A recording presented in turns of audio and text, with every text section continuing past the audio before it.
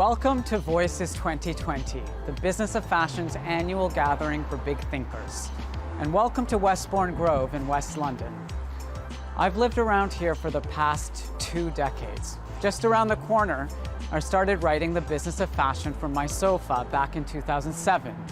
Just like in the movie, the Notting Hill of 1999 was filled with vintage stores and stalls. That gradually made way for a global village of contemporary brands from France, international lifestyle stores, and destination brunch spots. This has always been a really vibrant and interesting place to live, but I've never seen it change so much as I have in the past 9 months. When COVID-19 suddenly shut everything down, I started taking daily walks and documenting the retail transformation happening all around me.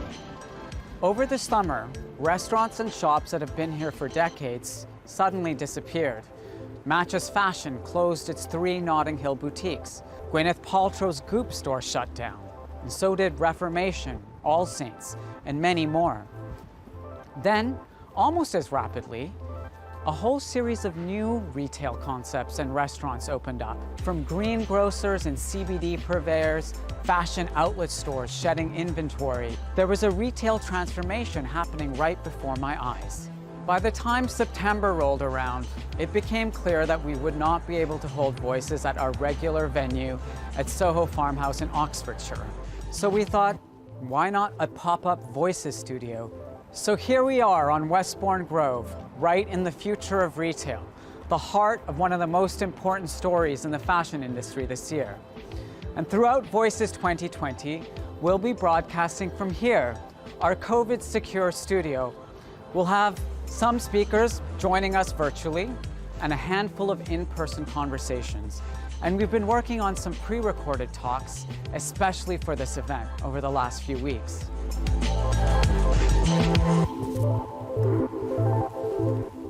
The current shooting rules here in the UK allow for professional filming as long as social distancing measures are in place. And as you can see, we have done everything possible to make our studio as COVID secure as we can. All of our backstage team members are staying at least 1 meter apart and are wearing masks. And anyone joining us on set will be adhering to the 2-meter rule. Are you ready? Voices 2020 is about to start.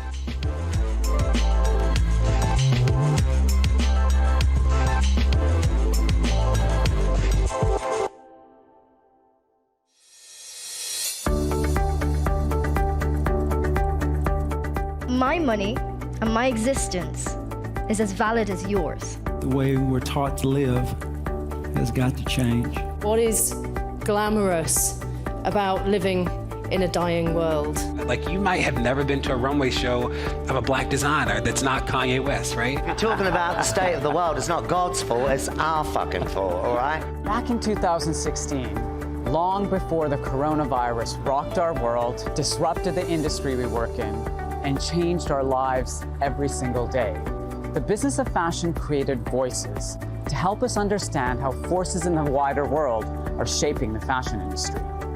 Now in its 5th year, BOF Voices gathers the industry's most consequential leaders and the world's most provocative thinkers and activists to explore the most important issues of our times. How is it possible that a garment is cheaper than a sandwich? It's amazing that, we've started a conversation, we've opened up the concept that the people in power in the fashion industry can make change. We were afraid to try something new, and by new they meant we've never shot a black girl.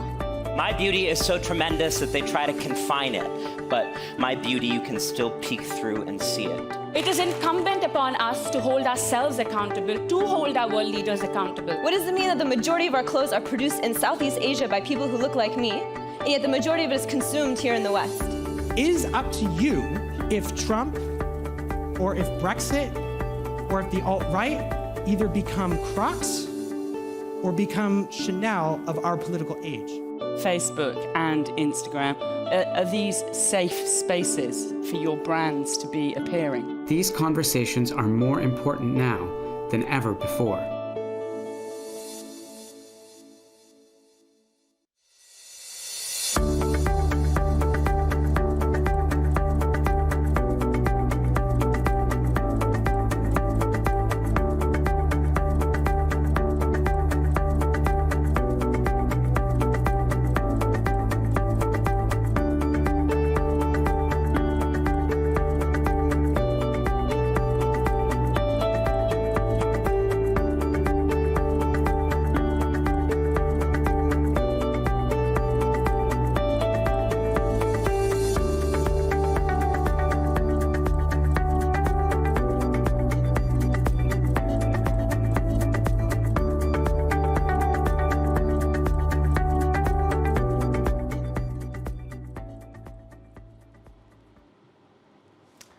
So welcome to the Voices studio.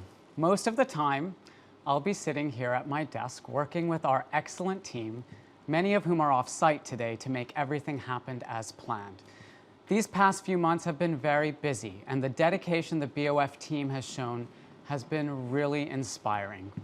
Ultimately, it's thanks to them that we've been able to bring Voices 2020 to fruition. Throughout the event, we'll be testing different types of content, multimedia formats, and technology to see what's working best. We've had to adapt fast, and we are using Voices 2020 as a learning experience. So please bear with us if there are any issues, and do share your feedback with us in the survey you'll receive at the end of the event. But there's one thing that hasn't changed this year. Voices still represents everything the business of fashion stands for. It's the manifestation of the soul of our business. It's where we bring together our incredible global community to share in common experiences. It's where we gain insights and learnings from the world's foremost leaders, thinkers, activists, and experts. These are the people shaping the society and culture we live in, far beyond the silos of the fashion industry. And this is why I felt it was so important to find at least some way to manifest this year's Voices in a kind of physical form. The energy of the collisions and conversations that happen at Voices are so unique. In his documentary on American history, Oliver Stone says, "Real history is the story of lots of things happening at the same time." Well, the current crisis is the collision of three seismic events: a once-in-a-century public health emergency, a once-in-a-generation economic crisis, and a racial and inequality reckoning centuries in the making. This is history. 2020 has been insane. But could there be a more pivotal year than 2021? A massive global vaccine distribution operation will be unleashed.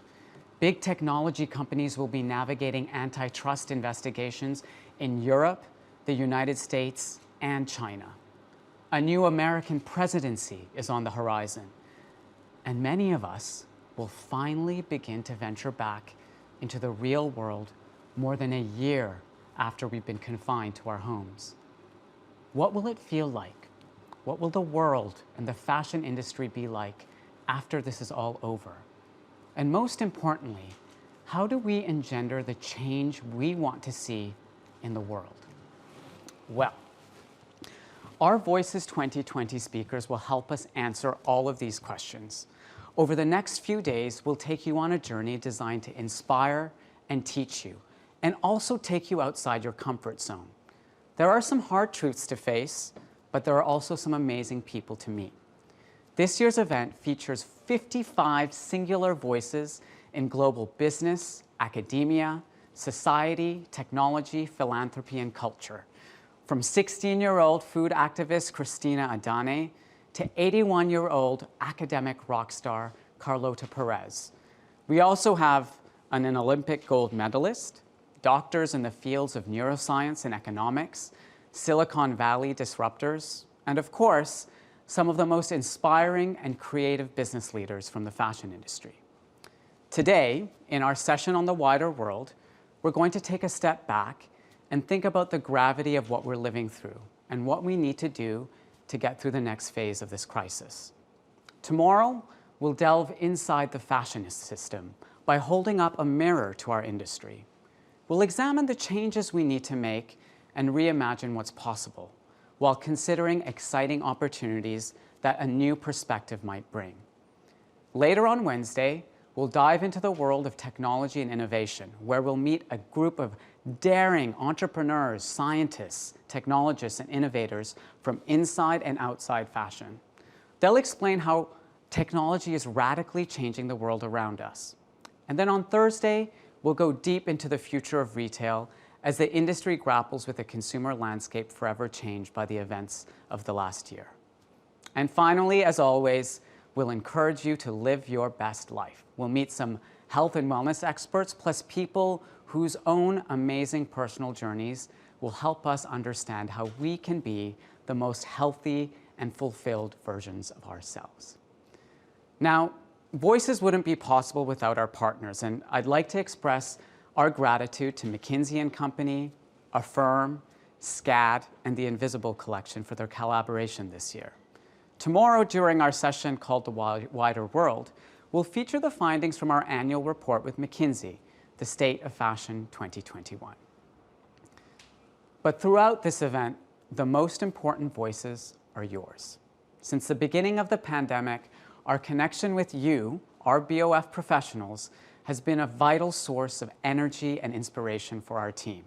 Through the countless emails and messages of support you've sent and the feedback you've shared on social media, we're truly grateful for your support. And in return, we work hard every day to create products and experiences that are valuable and distinctive in a crowded fashion media landscape. Today, we have more than 10,000 BOF professional members registered to attend, and that makes this by far the biggest Voices event ever, and certainly the most global fashion conference the industry has ever seen. So, what's been on your minds? Well, as we come to the end of the toughest year for the global fashion industry, we're also sharing the results from our first ever Global BOF Community Exit Poll. We asked you who you are, how you're feeling, and what you're up to right now. So let me tell you a little bit about you. Well, you come from 106 countries across 6 continents. You're a balanced mix of creative and business professionals, and many of you identify as both. You're well represented across generational cohorts, and our exit poll tells us more. It goes without saying that the pandemic has dramatically impacted the way you live and work. In fact, 38% of you were physically displaced at some point during the pandemic. A whopping 57% of you are still not going into an office. And even more, 63% haven't been into a retail store in the past 7 days. And that's people who work in fashion. Over half of you, 56%, talked to someone about your stress levels in the last 7 days. And though only 25% of you believe that the fashion industry will become much better next year, the majority of you remain optimistic about the ability of your companies to navigate the crisis. We want to hear from all of you over the next few days, as your voices are an important part of this conversation. So remember, throughout Voices 2020, you can ask questions of our speakers and join the global conversation using the hashtag BOF Voices. Join me very soon for our first keynote interview. It's with writer and science journalist Laura Spinney. Stay where you are. Very good, very good. Strong start, Imran. Thank you.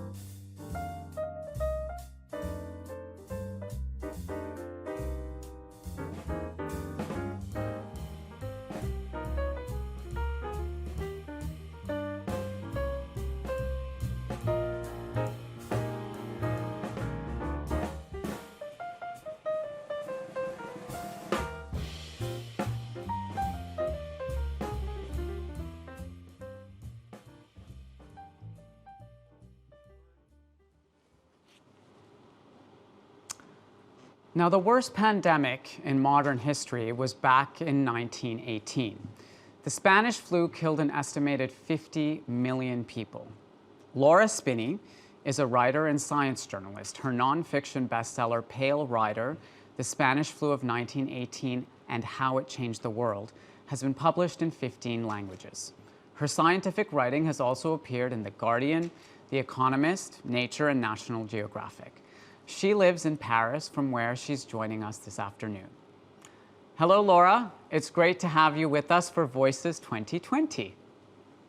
Hi, Imran. I'm delighted to be here.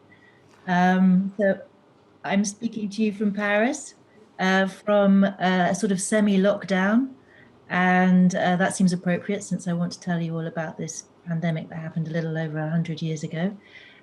So maybe we can go straight to my first slide.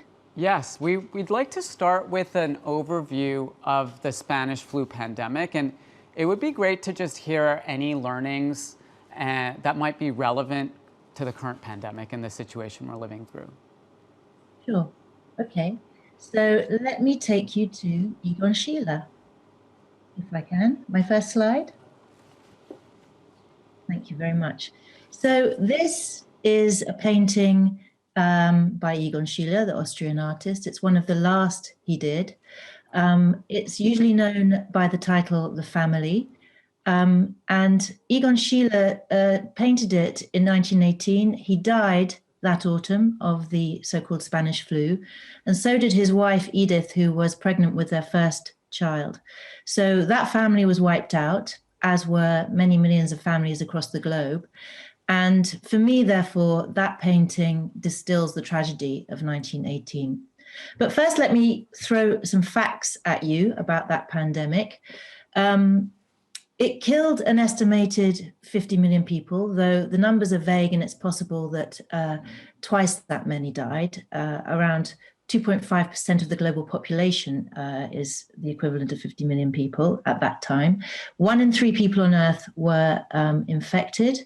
And to put those numbers in perspective, as I think this slide nicely does, the First World War, with which that pandemic overlapped, killed an estimated 18 million people.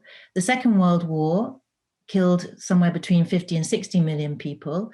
And so the Spanish flu killed probably more than either of those, and possibly more than both put together. This graphic shows it pretty much as the worst disaster of the 20th century. It certainly was. And if you can see that little green dot there, that shows COVID-19 by comparison. To date, COVID-19 has killed an estimated 1.4 million people globally, though that's probably an underestimate. And of course, the pandemic hasn't finished yet, but you can see it in comparison to the Spanish flu there. Just to put that numbers, by the way, in perspective in a different way, everybody who's listening here today has at least one ancestor who died of the Spanish flu on average. So I think that will give you an indication of just how great its impact was. This map is not perfectly accurate, but I show it because I want to give you a sense of how it really was truly a global pandemic. There was hardly anywhere on Earth that was spared, although there were places, for example, St. Helens, the island in the Atlantic Ocean. It was called the Spanish flu, but it wasn't particularly Spanish, though Spain was affected like many other countries. The reason it was called that was because the world being at war at the time, many warring nations censored their press, but Spain was neutral in that war. So it didn't censor its press. And when the first cases occurred in that country in the spring of 1918, they were reported in the Spanish newspapers. So the Spanish, along with almost everybody else in the world, had the impression that this disease was rolling out from Madrid. In fact, we don't know even today where that pandemic started. There are 3 theories corresponding to origins in China, in the United States, in Kansas, and at a British military camp in northern France. The pandemic struck in 3 waves. Respiratory diseases seem to do that. They come in waves. The first was relatively mild, not that much different from a seasonal flu. The second returned with a vengeance in late August 1918. And in fact, the vast majority of deaths occurred in a mere 13 weeks, 13, between the middle of September and the middle of December 1918. And then there was a third wave that was intermediate in severity between the other 2 in the early months of 1919. So as you all certainly know, flu is a viral disease, but virus was a relatively new concept in 1918. And most doctors in the world thought they were dealing with a bacterial disease. So they had no reliable test for it. They had no effective treatments. Antivirals didn't come into the clinic until the 1960s. Antibiotics weren't invented until after the Second World War. And though flu is a viral disease, they might have helped with the bacterial complications that killed most patients through pneumonia, and they had no vaccine. So what's interesting is that they had to fall back on the same social distancing measures that we have had to rely on today, up to now anyway, with COVID-19. So although so its mortality was not even across the globe, and nor was it even across time, by which I mean it wasn't even across age groups either. This graph shows, I'm going to just describe it very quickly. The yellow curve shows the kind of age spread of people who died from flu in the previous 7 years. So you see the very young and the very old were vulnerable. The red curve shows those who died from the Spanish flu. And you can see there's this extra middle peak in the middle age group of those aged between 20 and 40. And that's why I've put Egon Schiele's painting there again, because he died aged 28. And that was the peak age for death in that middle group. It's interesting because although there were no lockdowns, we've never done lockdowns before in the way we mean it now, before COVID-19. There were public health measures imposed in various countries at that time. And what's interesting is that they tended to hit the same group as were most vulnerable to the disease, those in the productive age group, age 20 to 40. Whereas now, of course, in COVID-18, the people we're trying to protect tend to be the elderly, and the people who are feeling the bite from the economic measures, the lockdowns and so on, tend to be much younger. So there's a discrepancy there, which is potentially causing some tensions. And I just wanted to end with this picture, because there are very few photos, in fact, associated with the 1918 pandemic. And the ones we usually see tend to show white Caucasian males. They're usually American soldiers, and that's no offense to Americans, but Americans happen to be very good photographers at the time. So the most photographs of that disaster tend to show American soldiers. But as I said, mortality was variable across space, and the poorest in the world tend to be hit the hardest. So that meant the poorest countries, but also the poorest in Western societies, which were the wealthiest at the time. If you lived in parts of Asia, you were more than 30 times more likely to die of the Spanish flu than if you lived in parts of Europe. So I want to show this picture. I'd like to show this picture of Japanese schoolgirls in the second wave of the pandemic in their country, wearing masks, as you see, because I think it illustrates that point of the burden of death hitting the poorer continents in the world in 1918, and probably again today. And also because it hints at the longer term consequences that pandemics can have, because it was in 1918 that Japanese people started wearing masks routinely to protect others from their own germs. So with that, I will stop and hand back to you. Thank you, Imran. Thank you so much for that overview, Laura. We're going to take some questions from the BOF community in the moment. So if you have a question and you're watching, please go ahead and type it into the chat window next to the video player. And while we wait, I have a couple of questions of my own. First things first, Laura, I want to ask the question that's on everyone's minds, which is how much longer is the current pandemic going to last? I know it's hard to answer, but everyone just wants to know when this is all going to be over. What's your expert opinion? Of course, that's what they want to know. It's perfectly understandable. And it is difficult to answer because partly it depends on how we respond. But let's say that 1918, in most parts of the world, it was staggered in time across the world, but in each part of the world that it hit, it didn't last more than 18 months, 2 years. Because essentially what happens is that the virus evolves to become more benign and to live more harmoniously with its human host. So it becomes normally circulating and less vicious virus after a while. We could cut that short, though, with the vaccine, because it's looking like we will have an effective vaccine. We don't know yet, and there's more trials to be done and more data to come in, but we could have an effective vaccine rolling out to at least the most vulnerable people in the world within months. And that could potentially shorten the pandemic and bring an end to our misery sooner. Well, let's talk about the vaccine for a minute, or the vaccines, as it were. There are now 3 vaccines that have released their kind of initial results from phase 3 trials: AstraZeneca, Pfizer, BioNTech, and Moderna. What can we expect now with the distribution and rollout of these vaccines? And if you were able to take a vaccine today, would you take one? So as I said, we need more data. The trials aren't finished. I know that Moderna at least has applied for emergency use approval already. So these things could go very, very fast. Of course, we mustn't forget also the Russian and the Chinese vaccines. We have not seen any data for either of those, but they are already being rolled out. And the best we can say is that we don't know how effective they are yet. That information will hopefully come in slowly as well. But there's more work to do. I think it could go fast. You know, the pandemic is still raging, which has one, you know, it's a terrible thing, but there is a silver lining in the sense that you can find the people to test the vaccine against. Would I take it? That depends on the data. That depends on it being shown to be safe and effective. I think the procedures are in place. If they're properly applied, and I have no reason to believe they won't be, then when that is determined by the powers that be and the agencies that do these things, then I will happily take one. Mm-hmm. Okay. There's been a lot of discussion all around the world about how our institutions, you know, the science world, governments, pharma companies, the World Health Organization, how these institutions are managing this pandemic. What's your assessment, you know, from your vantage point about, you know, how we're managing this pandemic, given the learnings that we have from previous pandemics? Yeah, good question. I mean, I think we have seen a great variability in national responses.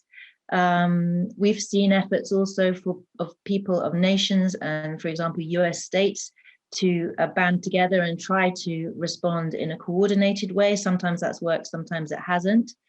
Of course, it's difficult to say what's the right response about a virus that we don't understand. I mean, we're gathering information about it at an extraordinary rate, but to begin with, at least we knew very little about it. So there's a lot of uncertainty. Scientists are working very hard to understand it, and of course that will shape our response.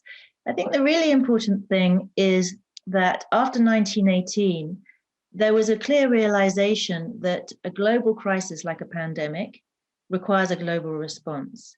And there had been previous efforts to try and coordinate national responses to health crises in a series of conferences throughout the 19th century. But it was only after 1918 that you saw organizations being created, for example, the health branch of the League of Nations, that were dedicated to public health on a global stage. And those organizations are the predecessors of the WHO, which came to be after the Second World War. And the sad thing about that, in my eyes, is that we have, over the last few years, last few decades, as the world has become sort of politically more polarized, think of the US-China trade war, we have sapped the WHO of powers and resources. You saw the Donald Trump threatened with the funding for it. And so I think, I suspect that this pandemic will make us realize again that we need a global organization to coordinate a global response. It may not be the WHO. The WHO is not perfect, but we need something in its place. I have one question that's come in from Stephen Healy, and he says, considering all respiratory illnesses come in waves of 3, does it seem likely that we'll have a third wave of COVID-19? Okay, so when I said they come in waves, they do seem to. That's not completely understood. The number of waves is not necessarily fixed. Okay, in fact, interestingly, in 1918, there are some people who argue there were only 2 waves, and the third wave was a sort of relapse after the end of year holidays, Christmas, Hanukkah, and so on, when people's behavior patterns changed. For example, children weren't going to school anymore and mixing and spreading the virus. So that's both an indication of the fact that we shape the waves, but also the number of the waves is not fixed in advance. But yes, again, we are seeing that respiratory diseases come in waves. I think there's a really interesting calculation probably going on inside governments at the moment where they're saying, how do we juggle the exit from these current lockdowns in order to avoid another wave, a third wave in many cases, before the vaccine comes online? Because that's the last thing we want. We want to make sure we come out of this lockdown very carefully so that we keep infection rates low until the vaccine can be rolled out properly. I think a lot of people are thinking about that right now. Got it. Okay. How do you explain, we have a question from Emmanuel. She says, how do you explain some places were less impacted than others? For example, the media thought that Africa would be, dramatically impacted by the virus. Countries like India have had, they've experienced a pandemic, but not in proportion to their population. Yeah, excellent question. So, I mean, it has been a big mystery, and we probably won't have all the information and all the facts for a while. There's an element, certainly, of underreporting, that different countries are reporting illnesses and deaths differently, according to their resources to some extent. But one thing seems relatively clear. It's not that Africa, for example, had a different set of strains or different forms of the disease from anywhere else. No. Originally, they got their strains imported from Europe, from America, from every other continent on Earth. So they've got the same forms of the disease as us. But there could be other factors in play. For example, the African population is on average much younger than the European and American populations. And we know that the elderly are vulnerable in this disease. So that's one factor. Could be a climate factor, could be cultural forces shaping it. And there could be things like, for example, the interaction of different diseases. For example, we don't know what people who are receiving medication for AIDS, which is obviously a big problem on the African continent, how that treatment and the disease itself interacts with COVID-19, if it does. So there are all sorts of complicated factors playing into this, which we haven't untangled yet. Well, Laura, thank you so much for your time today and for that masterclass in pandemics. I hope that the vaccines, as we've seen them, will be out soon, and that will bring us hopefully to the end of the pandemic. Thank you. So next up, we move to the global economy, and we examine the financial consequences of the coronavirus and the potential impact of a Biden presidency.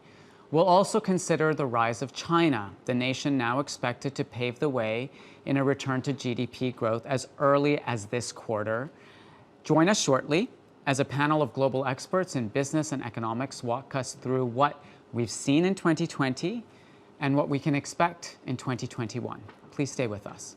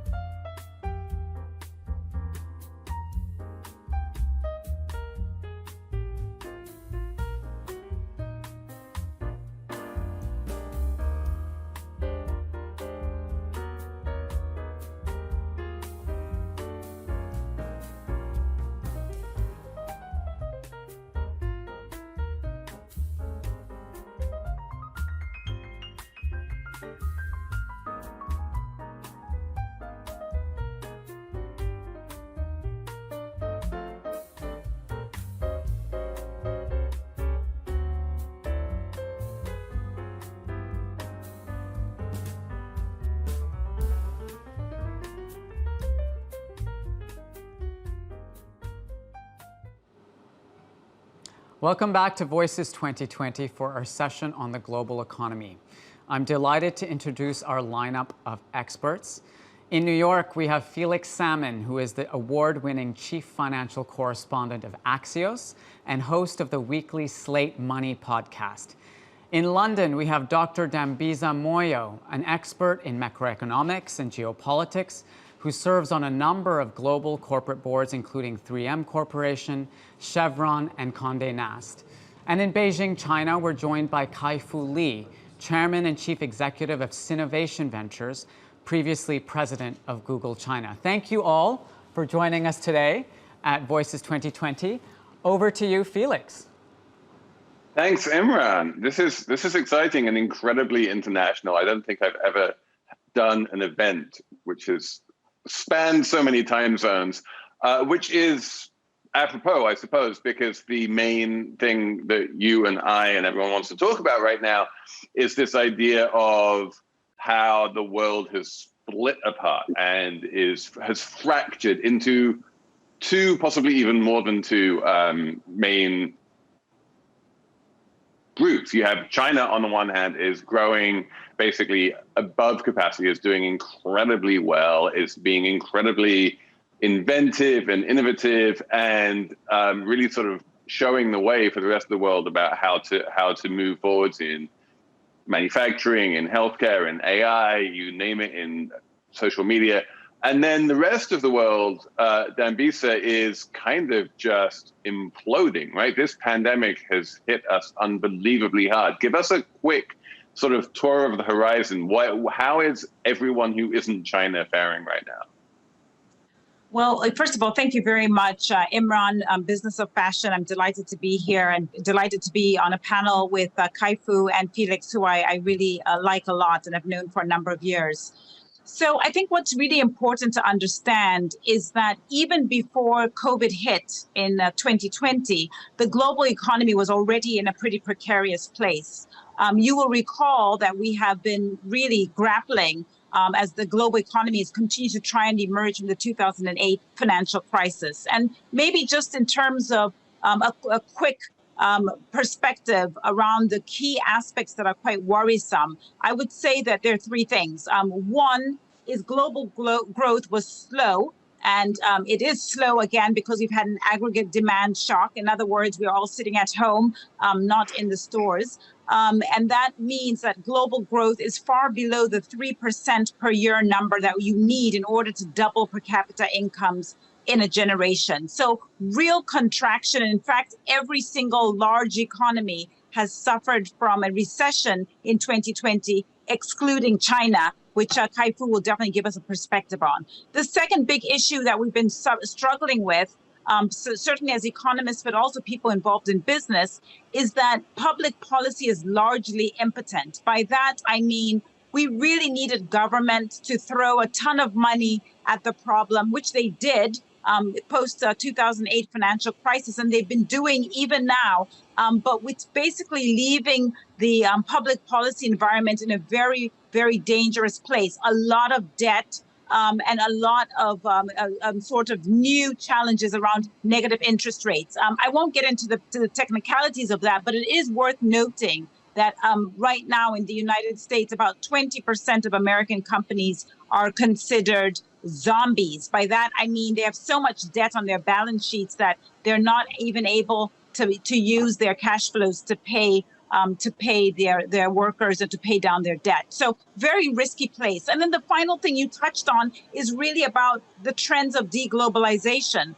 We are seeing a contraction in global trade, contraction in investment, in capital flows, in the movement of people, really a diminution of international integration, international engagement, as institutions such as the World Bank and IMF are really challenged by Chinese rivals. And that whole world of being interactive and trade and capital flows, etc., has been incredibly challenged over the past 10 years. And obviously with COVID, it's even become more challenging in terms of supply chains and how we interact with each other. To very much conclude, in looking forward, what does this tell us? What does this portend for the next decade? And really the news, to my mind, is not good. The macroeconomic forecasts are pointing right now to certainly a rebound, in the sense that we are all going to be out, hopefully with the vaccine. And we're just talking about the OECD numbers. There is a story there, which is that we'll get a vaccine and we'll all be able to go out and see our friends and eat in restaurants. And that will obviously reverberate in the economy and should be a good sort of push for demand. The challenge, though, is that all the things that I talked about earlier, the debts, the issues around climate change, income inequality, massive demographic shifts, etc., are things that we have not yet got our arms around. And in a world where public policy has got a lot of debt, it's going to be much harder to address. So let me stop there. I know that sounds very bearish, but I will say it's terrifying. Well, the truth is we've been in this situation before. Post the 1929 crash, we had 25 years of an economic malaise, high unemployment, and low growth. And I will just say... That's not reassuring, Dambisa. But we'll get to it, because I was just going to conclude by saying, that people are going to make fortunes, businesses are going to survive. So we will come to what do you do in this type of an environment. But, suffice it to say, it is an incredibly challenged environment. And I think it will continue to be so in the next several years. So, Kai-Fu, I want to bring you in here because you are living in this sort of world of plenty and growth and innovation. Give us a quick overview of how someone in China takes what Dambisa has just said and says, wait, how do I square this? How do I think about that? And how it looks from your perspective. Okay, sure. Thanks for inviting me to this great conference. So I've been working in China for a long time, and China, as you know, has had a pretty successful recovery from COVID. And a lot of that is due to the pretty strong measures, including contact tracing and things like that, and very strong quarantine. And now I think China is re-emerging. And after 1 or 2 months of very difficult time early in the year, February, March, and everything's been going up. And factories are running, not even at full capacity, but everybody's back at work. Our investments we're making more than ever. All aspects of the economy, especially healthcare, education, as infused by technology, AI and video conferencing, and everything's going digital. So everything's going extremely well. Probably only offline retail restaurants are maybe down a little, but everything else has been very much booming. And a lot of this has a lot to do with China being very innovative with digital technologies, beginning with the most advanced forms of social network, such as TikTok, payment, such as Alipay and financial, and WeChat Pay. And that has formed the foundation that really closed the loop in China's commerce.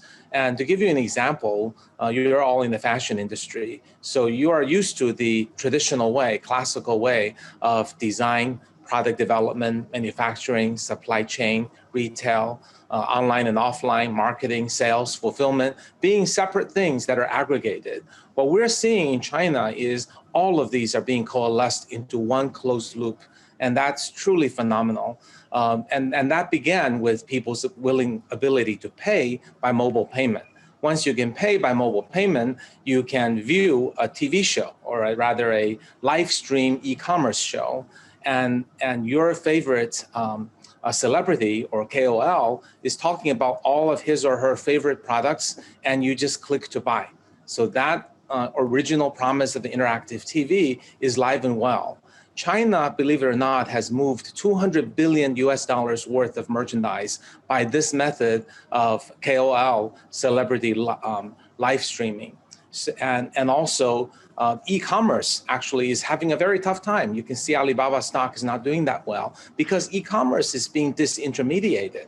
Social networks are catching people in front of it, getting people for the impulse buy. The live streaming e-commerce is taking some of the traffic.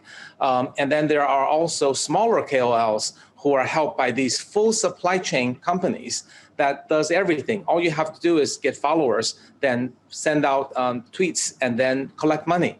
So 300,000 small retailers, small KOLs, they're augmenting their income by 20%. But let me conclude by telling you the most amazing thing that I have seen. In the last 3.5 years, there emerged a soft drink company. It is now worth $2 billion. This is, and they're the most popular thing in China. The entrepreneur is someone who came from a digital internet and gaming background. What he has done is rather than building the product and figure out how to market and sell it, he first figures out how to market and sell it. And then he builds the product that will market and sell the best. In other words, he creates these internet content and advertising, and he tries out different celebrities, different channels, different audiences, different brands, different colors, different types of drink, different names of drinks, diet drink, non-diet drink, with milk, without milk. He tries them all, and then he comes to a conclusion: the single drink that will sell the best is X. And it should taste like this, look like this, with this color, sold this way to this people. Then he asks the product people, go make me 1 million bottles of those. And then he goes and produces the product. Because China's power in supply chain, he can do that within weeks. And then within weeks, he can predict how much of it he's going to sell. So this completely turns around the idea of build a product and market, sell it. He markets the product first, then he figures out what to build. So this also, finally, I think points out how strong China's supply chain is. So I think this whole idea of decoupling and deglobalizing and move supply chain elsewhere is not going to be as easily done as it is conceived. I think China has strong resilience for domestic supply and also excess factory capacity to ship globally. So domestic supply is up, global demand, China can elastically deliver that, and the ability to make 1 million drinks in a couple of weeks. That kind of capability, I think, is very strong. And I think the whole world should take advantage of it rather than try to isolate it. Zambisa, do you think that's likely? Do you think the whole world is going to, that China's maybe, 5 years ahead of the rest of us, and we're all going to be living in this digital science fiction world that Kai-Fu is in right now, where you have robots delivering your food every day to your apartment, right? I do. Well, I am optimistic in many respects. And I think one of the things that Kai-Fu said that's really important is that to the extent that we've seen innovation, really, let's just take the last 10, 15 years, we've seen a lot of progress in areas such as consumerism, in social networks. But there's enormous hope that there'll be real technological advancements in public goods, education, healthcare. I know Kai-Fu's got some great examples of some of the things that are happening. Contact tracing is just one example of how they were able to deploy in an efficient way a system, a technological system that is, leads to telemarketing and in health, but also really challenges the status quo. So, fundamentally, I am a big buyer of technology. We haven't talked about where I think there are opportunities for the investments in the future. I think technology is one of them in areas of public policy, but more generally as well. But if you think about where China is vis-a-vis Europe, I think in many respects, China is in the 1950s, 1960s in terms of looking ahead and the opportunity for growth. I'm not talking about in terms of its economic development. I'm talking about where you see real important government interventions, really important investment in infrastructure, in this case, technology. So I'm very optimistic. I'm very much a big time investor vis-a-vis China. I'm very much pro-investment in technology. So the question I have for both of you is are we going to see a bunch of non-Chinese companies basically looking at these incredible advances that the kind of thing that Kai-Fu was just talking about, flipping the whole design and sales model on its head. Are we going to see a bunch of Western companies which we can invest in, realize how efficient that is, and go ahead and do it? Or which would be like, I guess, the deglobalization way that everyone has to kind of reinvent this wheel themselves? Or is there still some kind of hope for globalization, moving the other way, where inventions made in China, like, say, TikTok, can take over the entire world and remain, on some level, Chinese? Tanvi, see you first. Sure. So maybe I give a little bit of a perspective from Western boardrooms, because I happen to serve in a number of Western boardrooms. And I think it's clear to say that for the last 50 years, we've gotten spoiled around understanding a particular model of how business works. We have tended to build organizations that are based in New York and London, or maybe in Silicon Valley, but they have subsidiaries around the world. But what that means is how we raised our capital was go to London and New York, low interest rates, borrow in those markets and invest in higher yielding economies like Brazil or South Africa and China, etc. How did we hire? We relied on the global pool of talent, and we moved people around to run different businesses. How did we think about supply chains? We thought, wait a second, we should go to the low-cost provider. I mean, these are things we all know. And what I'm suggesting is largely because of the low growth environment, which is not going away. And in fact, if you look at some of the McKinsey forecasts around equity returns, returns are also materially expected to be down for the foreseeable future, more like 4% equity returns as opposed to 8% where they were certainly before 2008. And so when you look at the world in that respect, there is and we've seen a big backlash against global markets. We're living through Brexit. We've seen what's happened with the America First strategy with the United States. So because there's not an easy economic solution to that political discontent, I do worry that there is a bigger pivot towards much more insular economies. And what I tell my boardrooms is that we have to prepare for that eventuality. I think it is an eventuality where, in terms of trade and commerce, in terms of security and cyber, issues of capital movements, employment, etc., I think the world is going to be much more fractured, and we're not exactly bulletproof from that risk in terms of how businesses have been run. I would like to think I'm wrong, and because I am very much a globalist. I love the idea of globalization and low-cost producers, etc. But I think that's very much textbook, and it's very hard to implement when there's a global backlash and income inequality is where it is. So, Kai-Fu, last word to you. You literally wrote the book on the AI arms race between China and the US, basically. And is that just going to intensify now in this era of deglobalization? Are we going to have these two rival powers and very little coming together? Is that the forecast?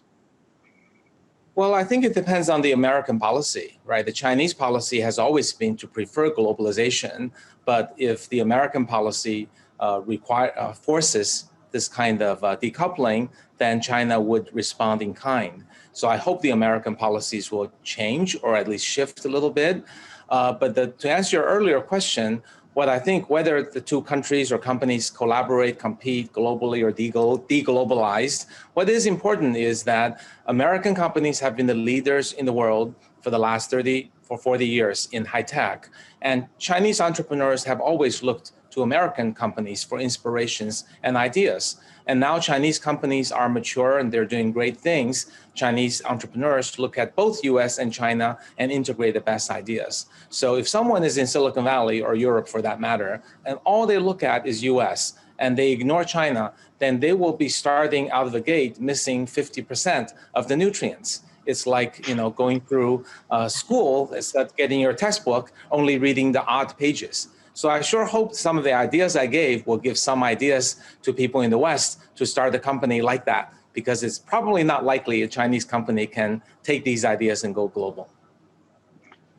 Imran, back to you in London. When you started Business of Fashion, were you inspired at all by anything in China, or is that just beginning now, those inspirations? I mean, a lot of my early trips to China certainly inspired my understanding about how important this market it has become for the industry. And I think, next year, as our industry looks ahead, more than 50% of consumption in the fashion industry is expected to come from Chinese consumers. So once they get back traveling around the world again, I think we'll see the impact of that in Europe and the United States.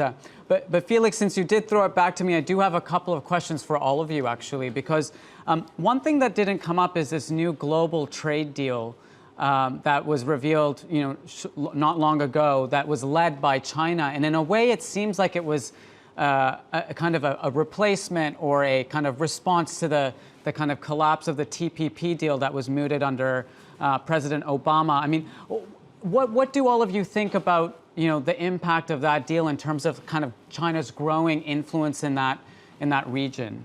Maybe Dambisa, I don't know if you have a perspective first. Yeah, look, I think, I find China's approach, eminently fascinating because it's not just about trade, it's about foreign direct investment. They are leading in terms, in fact, today, China is the largest lender to the emerging market. So it is a multi-pronged approach. I think we are also seeing the evolution of China from being really a low-cost producer that was making trinkets, if I may, I think we used to call it widgets when I was in school, to really now much more sophisticated provider of goods and services to the world. There's so many additional dynamics. What does that mean? It means that low-cost producers could be in Vietnam or in other places in Asia and across the world. So, it goes back to the heart of the matter. I love the idea of globalization.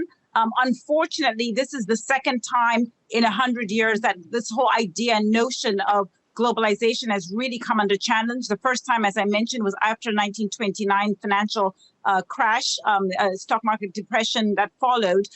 We had Smoot-Hawley, real tariffs and imposition of a very aggressive sort of deglobalization. Then it cost us 25 years, certainly in the United States, 25 years of low economic growth, high unemployment. And we thought we'd learned, so we went gangbusters. We've had great run from 1950 to 2008. I'm afraid now it's not economic. It's no longer an economic question. It's a political one, as far as I can see. Kai-Fu, go ahead, Felix. Yeah.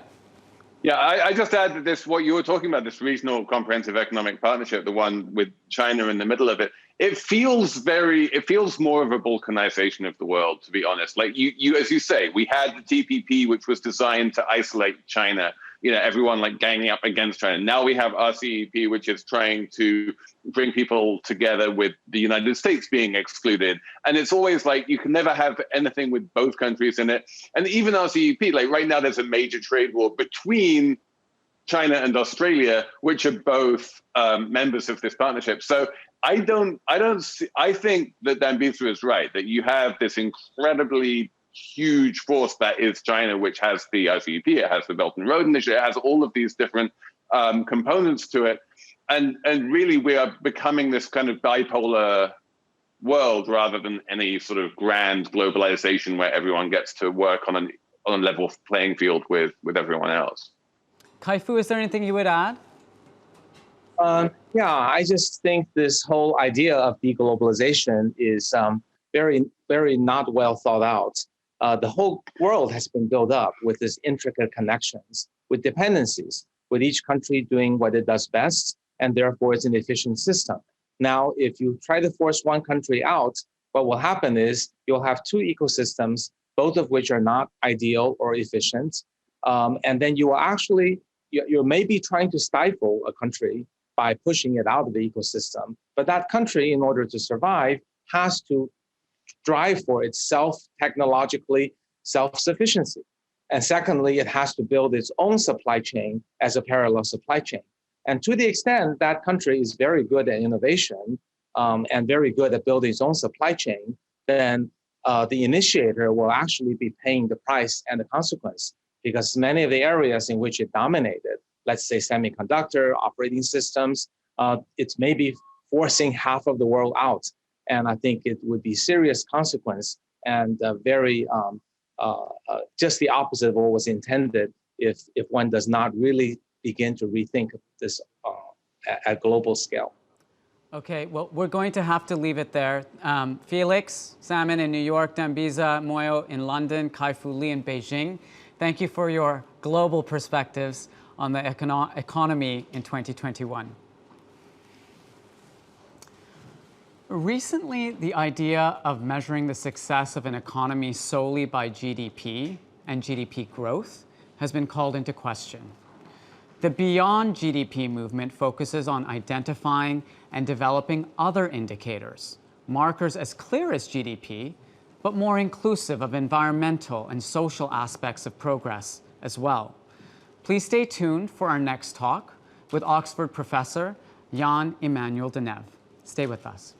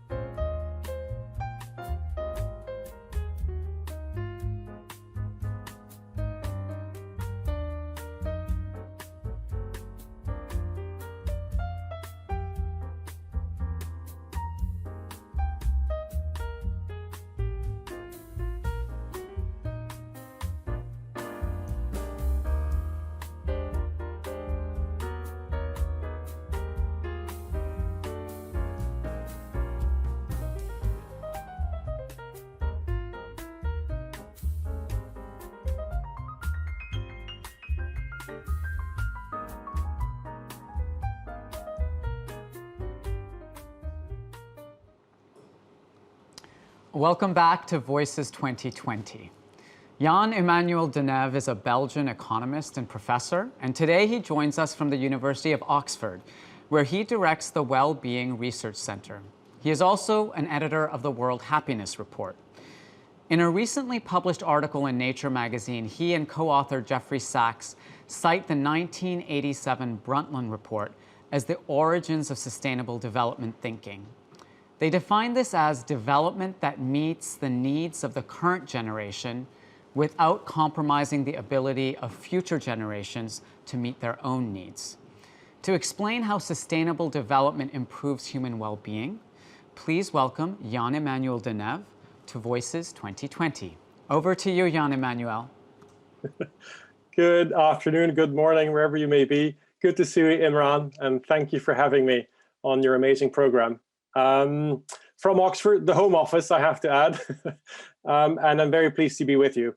I know that this session is about making sense of 2020 and charting a way forward.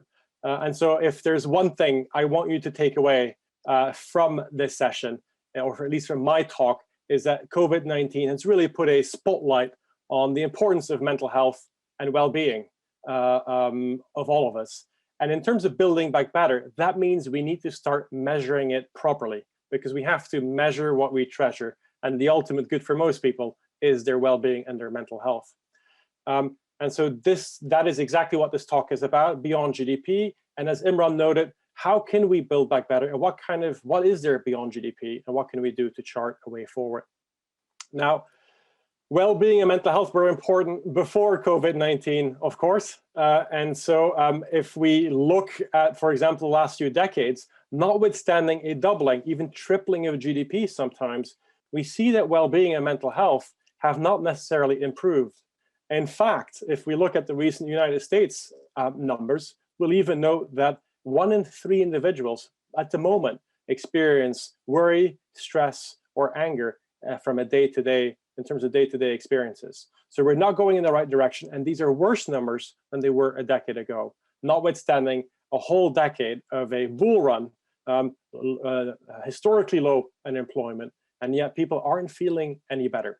So this is why I'm sounding the alarm bells and pushing for a new sense of urgency of moving beyond GDP. And I am not the first one to do so, of course. And so if we can move to the first slide, please, then we will see a beautiful quote by Bobby Kennedy. And I could not put this any better. And what Bobby Kennedy noted is that GDP measures everything except that which makes life worthwhile. And I think it's a good starting point to start thinking about other ways of measuring progress and development and putting well-being center stage. And just to make this quote by Bobby Kennedy come to life, let me tell you, if we go to war as a society, GDP increases. If we build more prisons, GDP increases. If we build or sell more arms, GDP increases. And on the contrary, volunteering, caring for others, none of that improves our GDP. Same thing for the amazing volunteer-based Wikipedia, an amazing public good that we all benefit from. Well, would you believe that does not add to GDP? If anything, something amazing like Wikipedia subtracts from GDP for the simple reason that we're now no longer selling thousands and thousands of long paper copies of encyclopedia.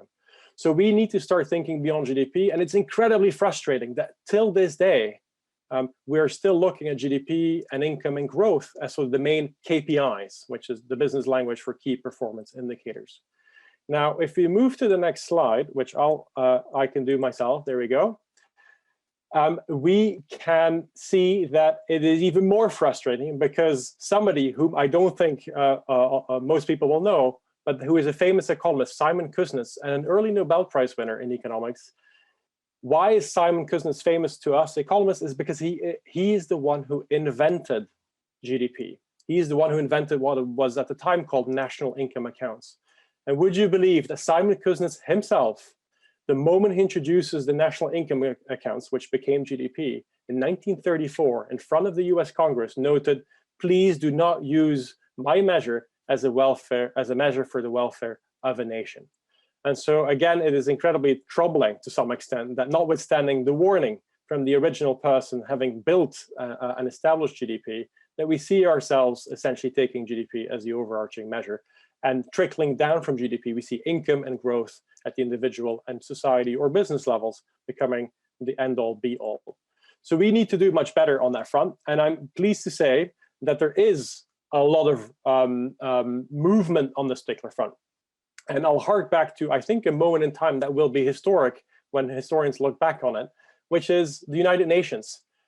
The General Assembly unanimously voted to start supplementing measures of GDP with measures of well-being and happiness, to start thinking about beyond GDP in a more holistic framework for how to think about societal progress. And if you think, and this is an important point I'd like to make, and a shout out to all female leaders who are watching this, all the countries around the world, or rather those countries around the world who are taking well-being seriously and are looking for more holistic frameworks to do their public budgeting or measuring their progress, all the leaders worldwide are women. So it starts with New Zealand, just in the Ardern. We have the Finnish Prime Minister, we have the Scottish Prime Minister, we have the Icelandic Prime Minister, taking a move beyond GDP and thinking about sustainability and well-being as the core values and the core measures to be looked at whenever considering progress and making a budget. Now, that same year, 2011-2012, we were then asked and took the initiative of building a World Happiness Report, or producing one, leveraging all the available data on happiness and well-being around the world. And so we launched this at the United Nations each year on March 20th, which was then announced the International Day of Happiness. And so you see there's a number of these initiatives moving and coming along that are putting well-being metrics more and more to the fore.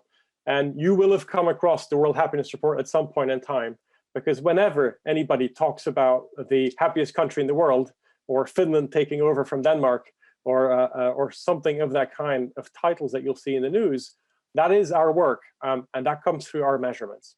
And so maybe it's worthwhile just spending a minute about how to practically do well-being measurements. And so when we look at well-being around the world, I want to be very clear about one thing. It is not an index. We are not putting a number of dimensions together. We are simply asking people a single question. On a scale from 1 to 10, how satisfied are you with your life these days? And thanks to the Gallup organization, we asked this of representative samples in all countries around the world each year. It is a huge undertaking, the one that underpins the World Happiness Report. And in turn, the World Happiness Report gets millions of downloads each year and is starting to spread both the science of well-being, its measurement, and starting to underpin policy as well. Now, what can you do with well-being data? And so let me show you, and essentially show you what we've just discussed. If you zoom in and look carefully at this particular graph, this is that relationship between GDP and happiness or well-being across the world. And so all these dots represent countries. And you'll see the answer, the average answer to the question, how satisfied are you with your lives, runs, even though it's on a scale from 0 to 10, the lowest country scores an average of about 3. We're looking at Central African Republic, we're looking at India, just above 4, etc. The happiest countries in the world, you'll may be surprised or not so surprised to hear, are Finland, Denmark, Norway, Switzerland. Now, if you look at the horizontal axis, that is your GDP per capita, running from about 5,000 GDP per capita to 75,000 GDP per capita. And what I'm after, of course, is that relationship. And it won't take a genius to realize that the relationship here is one of diminishing marginal returns. So poorer countries developing economically improve their well-being. But for richer nations, 15,000, 20,000 GDP per capita and above, further economic growth does not necessarily translate to further well-being. And this is pretty clear from this graph. There's diminishing marginal returns to GDP. And so for the nations at the top, we need to start thinking beyond GDP. We need to find ways to essentially change that curve. And so if we move, I'm now going to go to the next slide, which gives you that solution. And Imran introduced this very nicely. Just a few months ago in Nature magazine, Jeffrey Sachs and I published a massive piece of work where we combined for the first time the international well-being data that we use for the World Happiness Report and matched that against the SDG index, which shows you the extent to which nations are improving and doing well in terms of sustainable growth. In other words, to what extent are they achieving the SDGs, and is their growth of sustainable level? The key takeaway, and there's a number of other takeaways, but the key one you'll immediately notice, in contrast to traditional growth, here the relationship is one of increasing marginal returns to sustainable growth in terms of well-being. Whereas in terms of GDP, we found decreasing marginal returns. So the curvature here is incredibly important. So the key to continuing to translate further growth into well-being for nations is by moving on the SDGs and doing it the right way. That is the sort of the big above the full line, the headline result from the relationship between SDGs and well-being. Now, the story becomes slightly more complex and interesting, I would argue, if we zoom into the 17 SDGs, because what I'm showing you here is the average relationship between how countries are doing in terms of sustainable development, sustainable growth, and well-being. But if we move into and split this into the 17 SDGs, and I'm sorry, you may not be used to seeing lots of graphs and tables in short presentations like this, but I find this incredibly important. This is the 17 SDGs for people who care about sustainable development. And as you would have suspected, all of them, except a few, are positively correlated with well-being. So doing well on health, doing well on education, eradicating poverty are, needless to say, very positively associated with improving people's well-being. But I know a lot of you are in the field of business, and I want you to zoom in on SDG 12. SDG 12 is responsible consumption and production. That is precisely the SDG that I presume a lot of you are dealing with or can take action on, because people in the business of fashion will be working with customers and trying to bring up notions of better and more responsible consumption. And you're also producing, and so you're probably investing in trying to have responsible ways of production through better sourcing of material and what have you. And so I really applaud all this effort because it is the right thing to do. But what this study shows is that this is the one element where ordinary people, the average population, has a difficult, complex relationship with SDG 12 and their well-being. So I want you to think about, for example, the following example.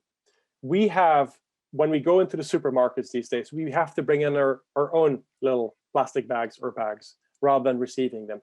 That is changing people's behaviors and making it slightly less comfortable for them, but for good reasons. And so while people appreciate the outcome of an ecologically and environmentally sustainable policy, the policy itself can sometimes be difficult for people. And so whenever governments and policymakers think about achieving and improving on the SDGs, especially responsible consumption and production, we want to also think about compensating and thinking through the difficulties and the challenges that some people face. So for example, in the case of business of fashion, I would argue charging a premium or a larger price for something that is better sourced or locally sourced material is the right thing to do. And it is about making sure that people understand why this is happening and trying to get around some of the frustrations of no longer having access to cheap goods from China, for example. I will slowly return the floor to Imran. And I know and I'm keen to answer any questions that he or you may have moving forward. Thank you ever so much for indulging me on this point, and over to you, Imran. Thank you, Jan Emmanuel. Indeed, there are a lot of questions. Many people see your talk as an interesting response to the previous talk. We had, three economists and experts on global business. And one of the questions that's coming through from all over the place is, hasn't the pandemic proven that this incessant search for GDP growth is no longer a viable system? Do you have any comments on that?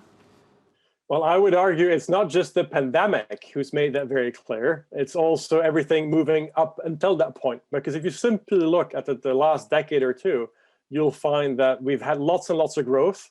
Or, for example, look at just the last decade, pre-COVID, the bull run. Huge Dow Jones shooting past 30,000, historically low unemployment, and yet we see well-being stagnating and in some cases even diminishing.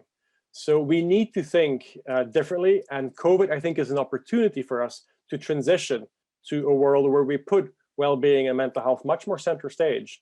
And there are ways of doing that operationally.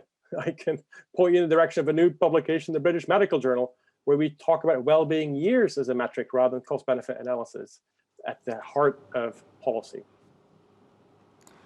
The other thing I wanted to quickly address with you, I appreciated that curve that showed that, GDP growth in and of itself or higher GDP per capita doesn't necessarily lead to more happiness, but there must be a fundamental level which you need to get across And so many people are talking about the idea of universal basic income. What are your thoughts on that kind of policy, which is starting to be discussed very seriously in certain policy circles? Yeah, Imran, thank you, and thank you for whomever is asking that question, because it is absolutely true. And the last thing I would like you to take away from this talk is the naive notion that money doesn't buy you happiness, or richer nations are not necessarily happier. That is only the case once you've passed a certain point. And you'll recall from the graph, countries like Eritrea, Central African Republic, India, countries that are 5, 6, 7,000 GDP per capita, you bet that if you can raise them to 10,000, 15,000, even 20,000 GDP per capita, and even if it isn't always that sustainable in nature, that kind of growth, it will translate into greater well-being. So the whole spiel about money doesn't make you happy, or GDP doesn't make nations happier, really is only valid after a specific point, and I would argue about 20,000 GDP per capita onwards. And that then brings us to the point of universal basic income. So there's no question that at the bottom of the pay scale, or at the bottom of people's people at the bottom of income levels, or no income levels whatsoever, we can do an incredible amount of good by giving them essentially transfers of money in an autonomous way, non-stigmatized way, to make sure that they can do the very basics in life. One last question that's come through from Mirko Buccianti in Italy. He makes the point that if we're going to stop relying on GDP solely on a kind of macroeconomic basis, what does that imply for the metrics that companies are using to measure their success? Because everyone's measuring, public companies in particular measure their success on growth and profit. So if we're going to start expanding the measures of GDP on a macro level, what does that mean for the way companies need to manage and measure their impact? Oh, I'm so excited about this question because it's spot on, and it's something I'm working on right now. So what companies should do, maybe they can't, society should be measuring life satisfaction, well-being as an ultimate outcome. But companies, at the very least, should be caring about their immediate stakeholders, which are their employees and their families. And so by measuring job satisfaction, you will improve life. And so in improving on job satisfaction, it means that you're increasing life satisfaction. And because happiness and well-being are socially contagious, if you do well for your workers, you will do well for their families. And well-being and happiness spreads across 3 degrees of separation onwards. So you'll be doing most well by essentially focusing on your workers and measuring job satisfaction and acting upon it to improve it. A fantastic piece in the McKinsey Quarterly just came out on this particular front, making that case that there's one thing that companies can do, it's focus on job satisfaction, because that is the biggest contribution they can make to societal life satisfaction. And thus the ESGs. And I know the person who asked the question is Italian, and he'll be very pleased to know that earlier today I was speaking with Snam, the largest gas utility in Italy, and also Illy Foundation, Illy Coffee, and Andrea Illy himself, the founder or the chairman of Illy Coffee, is measuring happiness and is one of the funders of the World Happiness Report. And within these companies, you'll see a move towards measuring job satisfaction as the S in ESG, because I know we're all about ESG. Environment gets measured, good governance. But in terms of the S, the social impact, I'm going to make a big push with all the companies I've just mentioned who are on board for this to measure job satisfaction, because that is one practical way that companies themselves can contribute to societal well-being. Okay, lots to take away there for all of the fashion business leaders watching today. Thank you, Jan-Emmanuel Deneve. Thank you, Imran. We've been tracking the growing power of technology companies since the very first Voices back in 2016. Well, this year, we're pleased to be bringing back Christopher Wiley. 2 years ago, his Voices talk made global headlines as he exposed how Facebook and Cambridge Analytica managed to co-opt fashion brands and fashion imagery to target potential Trump voters before the 2016 presidential election. Here's a quick flashback to his talk.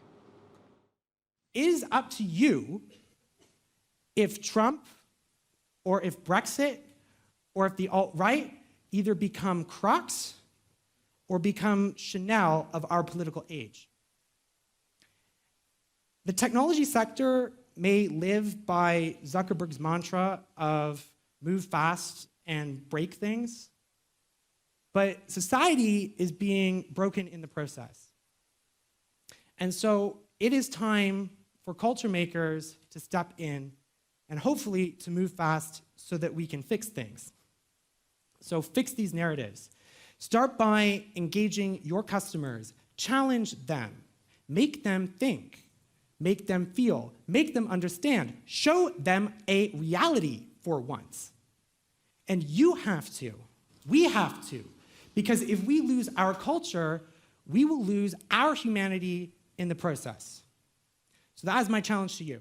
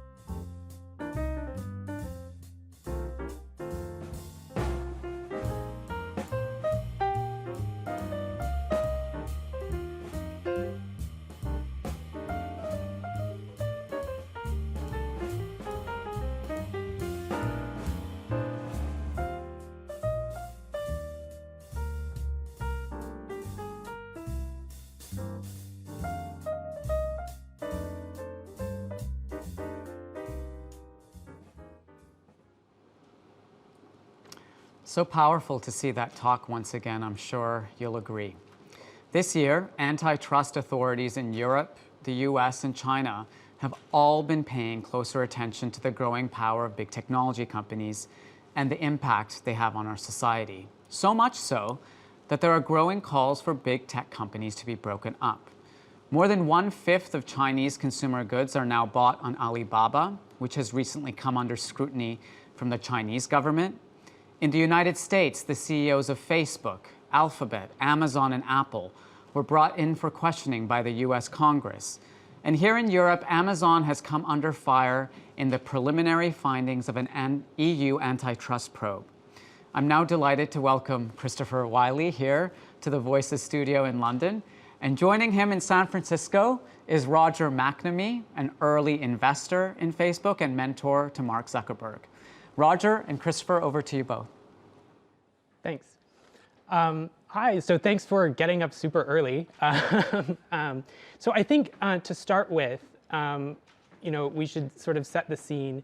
In the past, U.S. presidential election, there was calls to break up big tech. Senator Warren, Bernie Sanders, lots of people at Congress have been super critical.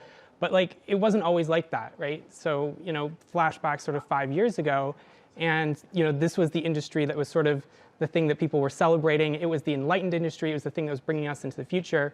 And even you yourself were, once an advisor to Facebook and many other sort of big tech companies. So maybe sort of walk us back and start from the beginning. What changed and what's so different now compared to before? So Chris, when I first came to Silicon Valley, almost 40 years ago, the Valley was very much still in that cultural moment at the intersection of the space program and the hippie movement that was introduced to Silicon Valley by Atari. And Steve Jobs was really the iconic figure of that era, even more so than Bill Gates. He was a big believer that technology empowered the people who could use it. That was the culture of Silicon Valley from the 50s all the way to the early 2000s. In the early 2000s, Google had a great insight, which was that computers had reached the point now where they could convert human experience into data. And if they converted enough human experience into data, they could predict people's behavior and sell that first to advertisers. And then later they'd figured out, wow, we can actually manipulate what people believe and we can manipulate what they do. And so they built this thing, which is called surveillance capitalism. And they did it very quietly. And then Facebook comes along and applies it to the emotional world of social media. And with Facebook, suddenly you were in this situation where people were disclosing their innermost feelings. And the next thing you know, Chris, we've suddenly got a situation where provoking people's emotions becomes the business model. And once that happened, it was possible for bad actors to use the infrastructure of Facebook, YouTube, Instagram, Twitter, and Google to manipulate elections, to undermine pandemic responses. And the thing that we've seen over the last few years is this cascading series of catastrophes going from the online world into the real world, to the point where in the United States, our pandemic response has been a disaster, where Trump has used social media to make people lose confidence in elections. And our entire society is being torn apart by this.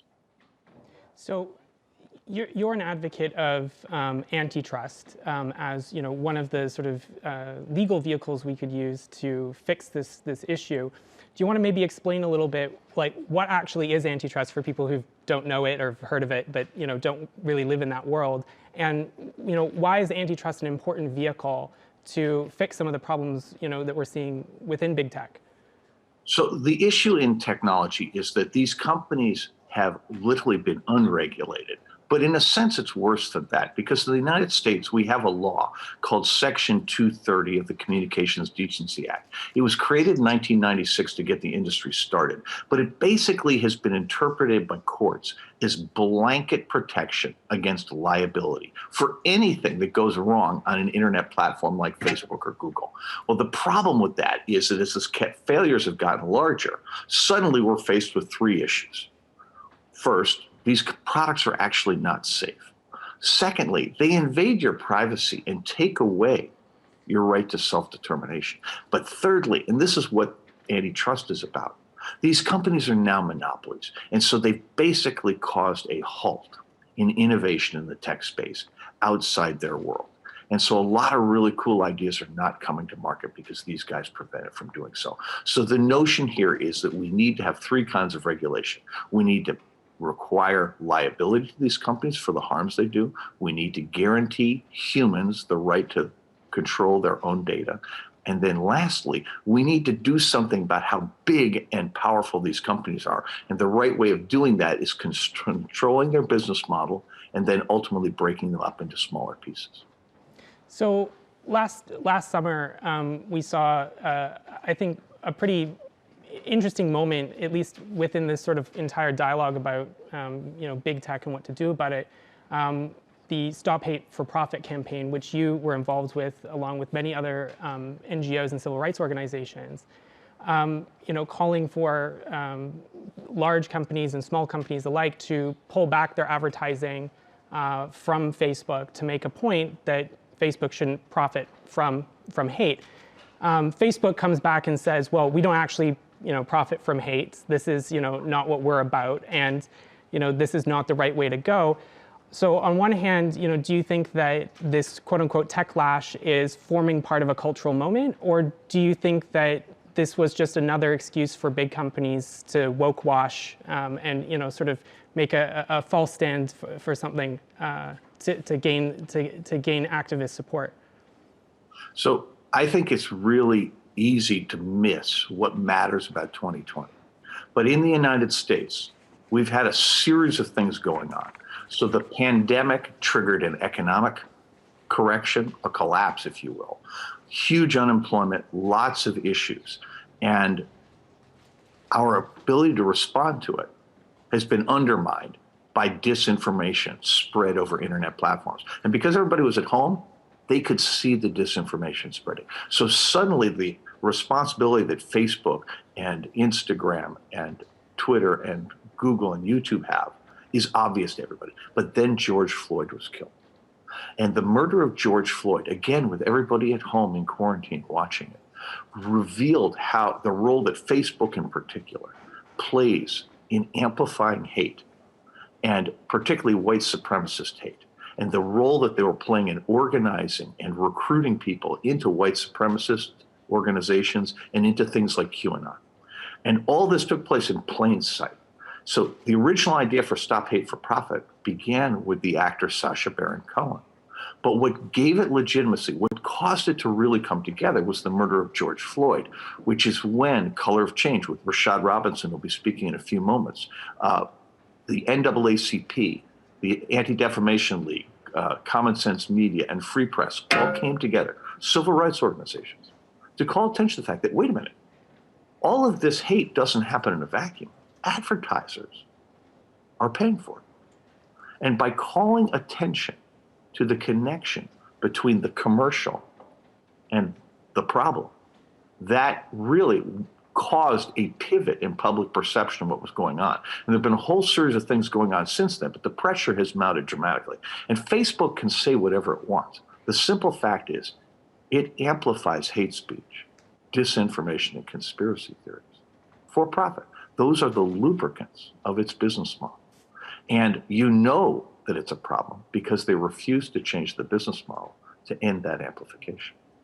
So there was a big focus on Facebook, but I think Amazon's another large company in the mix here, and we've got an audience watching of people predominantly who work in fashion or the creative spaces, and something that they might not know about Amazon is they're actively recruiting people from the fashion industry. They've filed patents for automated clothing manufacture.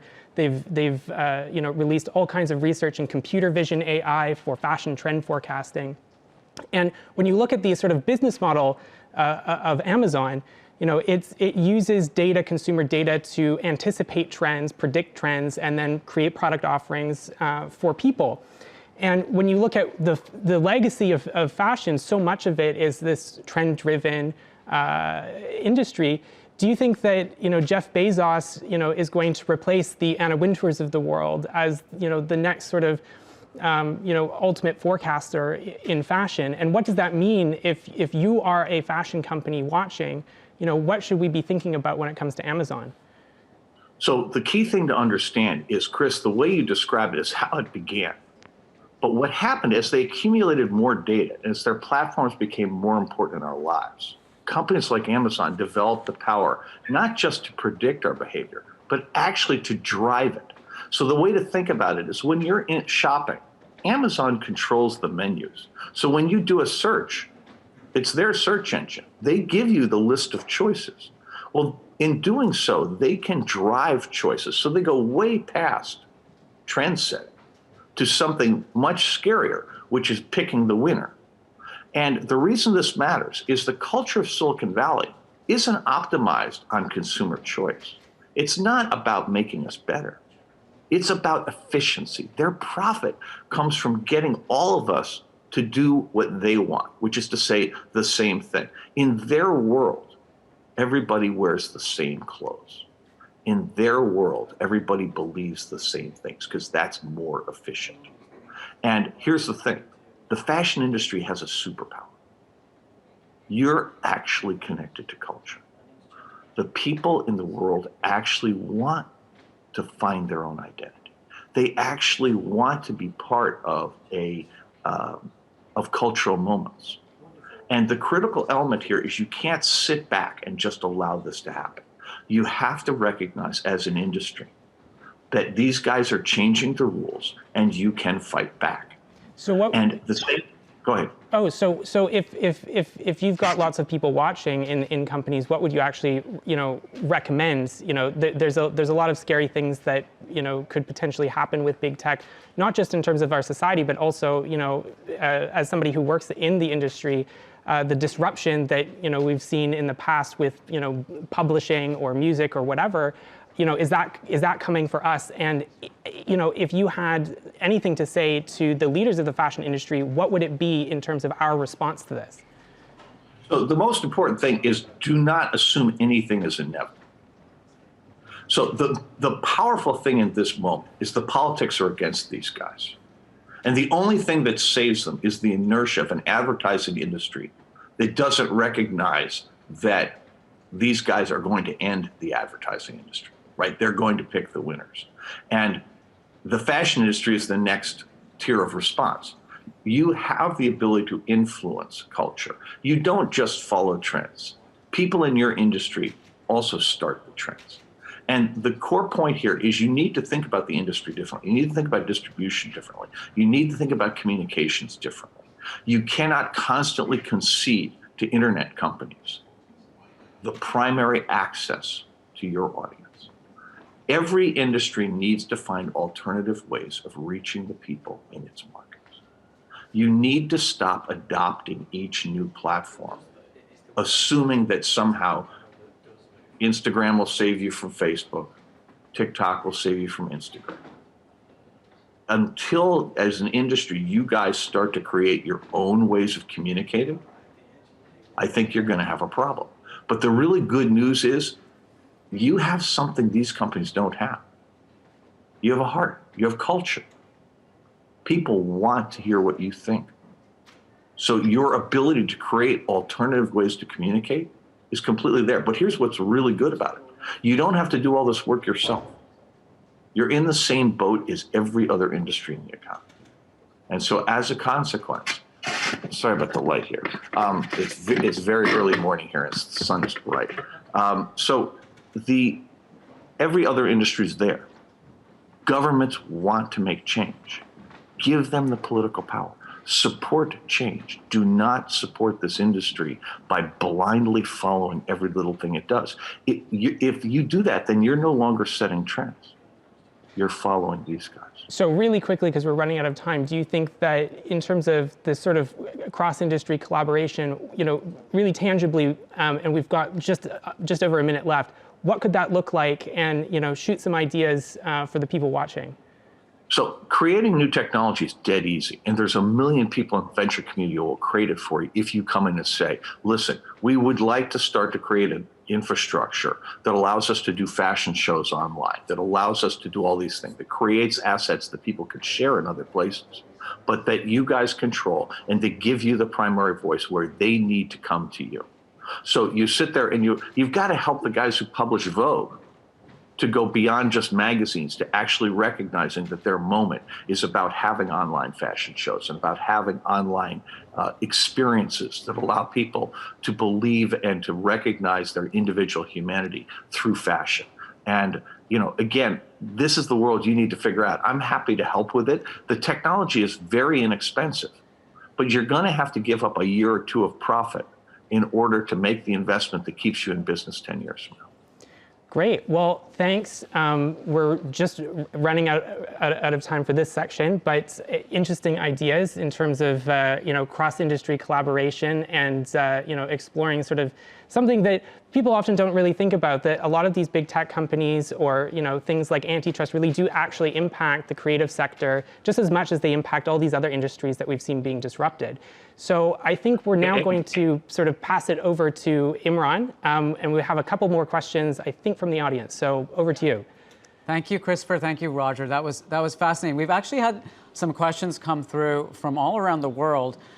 One question I wanted to pose to both of you is this: if this antitrust movement continues, how would it impact the average consumer who uses these tools? Maybe Christopher, do you have a point of view on that first? In terms of, well, I think that one of the problems with the conversation that we so often have about technology is it often is very individualized. What can I do about problematic technology? What can I do to protect my privacy or combat disinformation? And ultimately, I think these are architectures that are designed by engineers, by these large companies that have the power to change it. And I think when we're looking at solutions like antitrust or more regulation, it really pushes back the responsibility onto companies rather than individuals, because the solutions lie within these large firms, so that people don't have to think about these things in the future. When you step onto an airplane, when you take a drug from your doctor, when you go and buy food from a store, you don't have to think about safety. You don't have to think about a lot of these things because there's rules in place to protect you. And I think a lot of what these sort of this tech conversation is all about is really protecting people at the end of the day. Okay. Elsa in London has an additional question about disinformation, and she said, "Who defines what disinformation is? Is there a risk that freedom of speech will be curtailed under the guise of disinformation?" Roger, why don't I throw that one to you? So really great question. So the core thing to understand is that no one in the reform movement wants to stamp on speech. What we're trying to do is to end the amplification for profit of hate speech, disinformation, and conspiracy theories. So important distinction. The algorithms of these platforms are trying to provoke an emotional response in people. And the best way to do that is to either piss them off or scare them. And so in doing that, they're amplifying the content that is most emotionally engaging. And that's where the harm comes from. So we're not trying to do anything to limit speech. We're just trying to limit the amplification of the harmful kinds of speech. Christopher, anything to add? Yeah, I think, when we talk about free speech, there's a difference between your right to say something and your right to be artificially, amplified, to be given a megaphone, right? There's nothing, no one is saying you shouldn't be allowed to think or believe whatever weird conspiracies you want. The difference is that these platforms are not neutral. So when you go onto, Facebook, there are many pieces of technology interacting with each other to decide, what you see at the top versus the bottom of your news feed. And what that means is that there are certain kinds of, speech that is problematic, that is artificially amplified. And, I think it was Sacha Baron Cohen that said that, if you were a restaurant owner and you had, Nazis goose step into your restaurant, what would a responsible owner say? Oh, no, free speech. We've got to let them in. We've got to let them shout at our customers. Or would they say, you know what? You can believe what you want, but not at my establishment. And that's not an infringement on speech. That is a rational response to hate and disinformation. One final question, which has come from Catherine in the UK. So many fashion businesses have become very reliant on these platforms to reach customers. What would you recommend to them if they don't want to support these kinds of technology platforms? Roger, how about you going first? So the most important things to do, there's two parts of the element. One, lend your voice to the politics of regulating these companies. Because to Chris's point, there's nothing wrong with the underlying technology. The issue here is the business model. So we want to force changes there.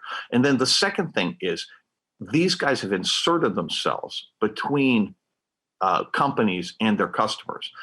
Do everything in your power to maintain a direct relationship with the people who are interested in your products. Give them assets that they can share.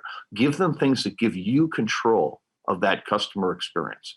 And at the moment, they're not that expensive. Experiments will work because these guys aren't going to kill you tomorrow, but they are going to kill you over 5 years. So you do need to start investing in this right now. But I'm really optimistic that the fashion industry is actually going to be one of the leaders for getting us out of this problem, because you're not going to be alone. Every other industry wants to help. The difference is you're actually in the culture business, so you have much more influence. And if you use your voice constructively, it's going to make a huge difference. Okay, we have to leave it there. Thank you, Roger McNamee in San Francisco, Christopher Wiley here in the Voices studio. Just over 3 years ago, a short walk from where we are now, 72 people lost their lives in a fire at Grenfell Tower.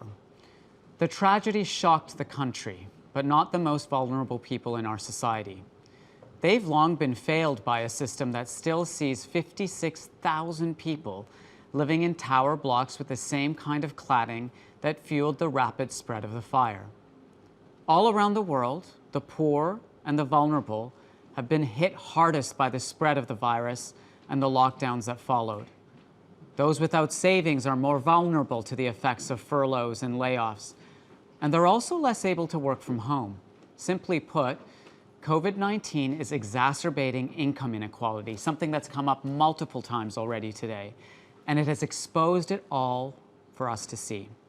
Stay with us. After the break, British Shadow Secretary of Justice, David Lammy, will join us to discuss growing global inequality. But first, here's a news report by ITN from the day after the Grenfell Tower tragedy. In the middle of a summer's night, in what they thought was the safety of home, people woke to the smell of smoke, the sound of screaming, and later the scorching heat of flames. Disorientated and terrified, those who could struggled to safety. Others stuck to the established advice, stay where you are. Some decided to jump.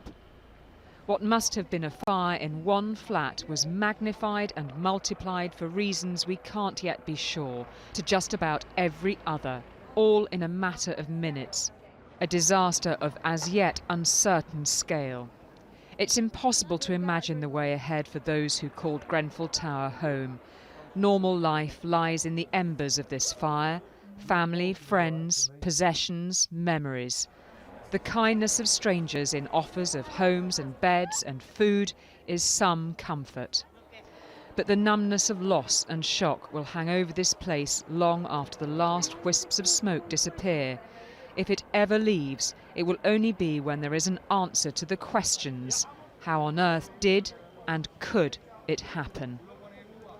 From all of us here, good night.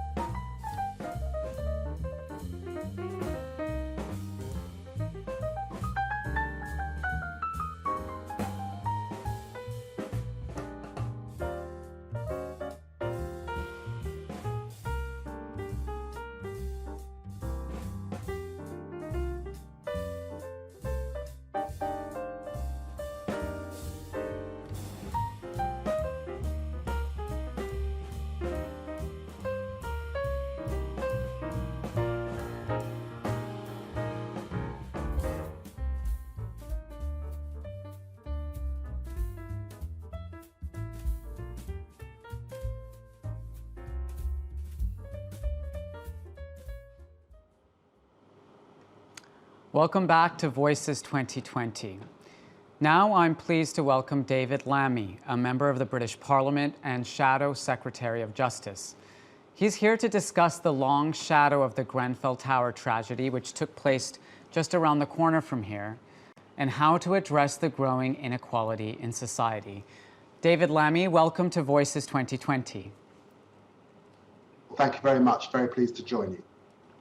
I wanted to start with an update on the situation with Grenfell, more than 3 years after the tragedy took place. Where do we stand now in terms of kind of uncovering what happened and addressing the kind of systemic issues that caused the tragedy in the first place? Well, in the wake of the tragedy, I and others called for an inquiry. There is an inquiry. It's ongoing. The first phase of it has reported and was very critical, I'm afraid, of the fire service and others on the night of the fire. The second stage is underway and evidence is coming out, and it's deeply worrying that many of the developers who built Grenfell Tower have lost pieces of evidence, disregarded, important safety instructions and things, and I think it's caused a lot of dismay and horror. But that inquiry is taking place. We've not had an update from the Metropolitan Police about where the criminal investigation stands. There are many that believe that ultimately this was negligence manslaughter. There needs to be a case in the Old Bailey, and we await that information. But there are bigger things at play here, David. This morning, or this afternoon rather, we've been talking about inequality in society, and we're living in an increasingly divided society, something that you've referred to as tribalism, which is, not just here in Britain, but all around the world. In your view, why has this happened? Well, I'm afraid inequality has increased. It's got worse. It's got considerably worse since the crash of 2008. To some extent, you can see this in the pandemic. You can see that the way that the pandemic has devastated lives here in the UK, with Britain having the highest death toll in Europe, that there were underlying issues that led to that. The position of ethnic minorities in society has made them more susceptible to dying from the disease. The situation in our care homes for the elderly has also demonstrated real vulnerability. So inequality is real. It's present here in the UK. You see it also in the death toll in the United States. And this is notwithstanding the issues around how you protect society in terms of shielding or in terms of wearing a mask and other things. And the gap between those that have and those who do not have has grown. The welfare state has been withdrawn. Austerity, public services are sort of creaking, particularly local authorities.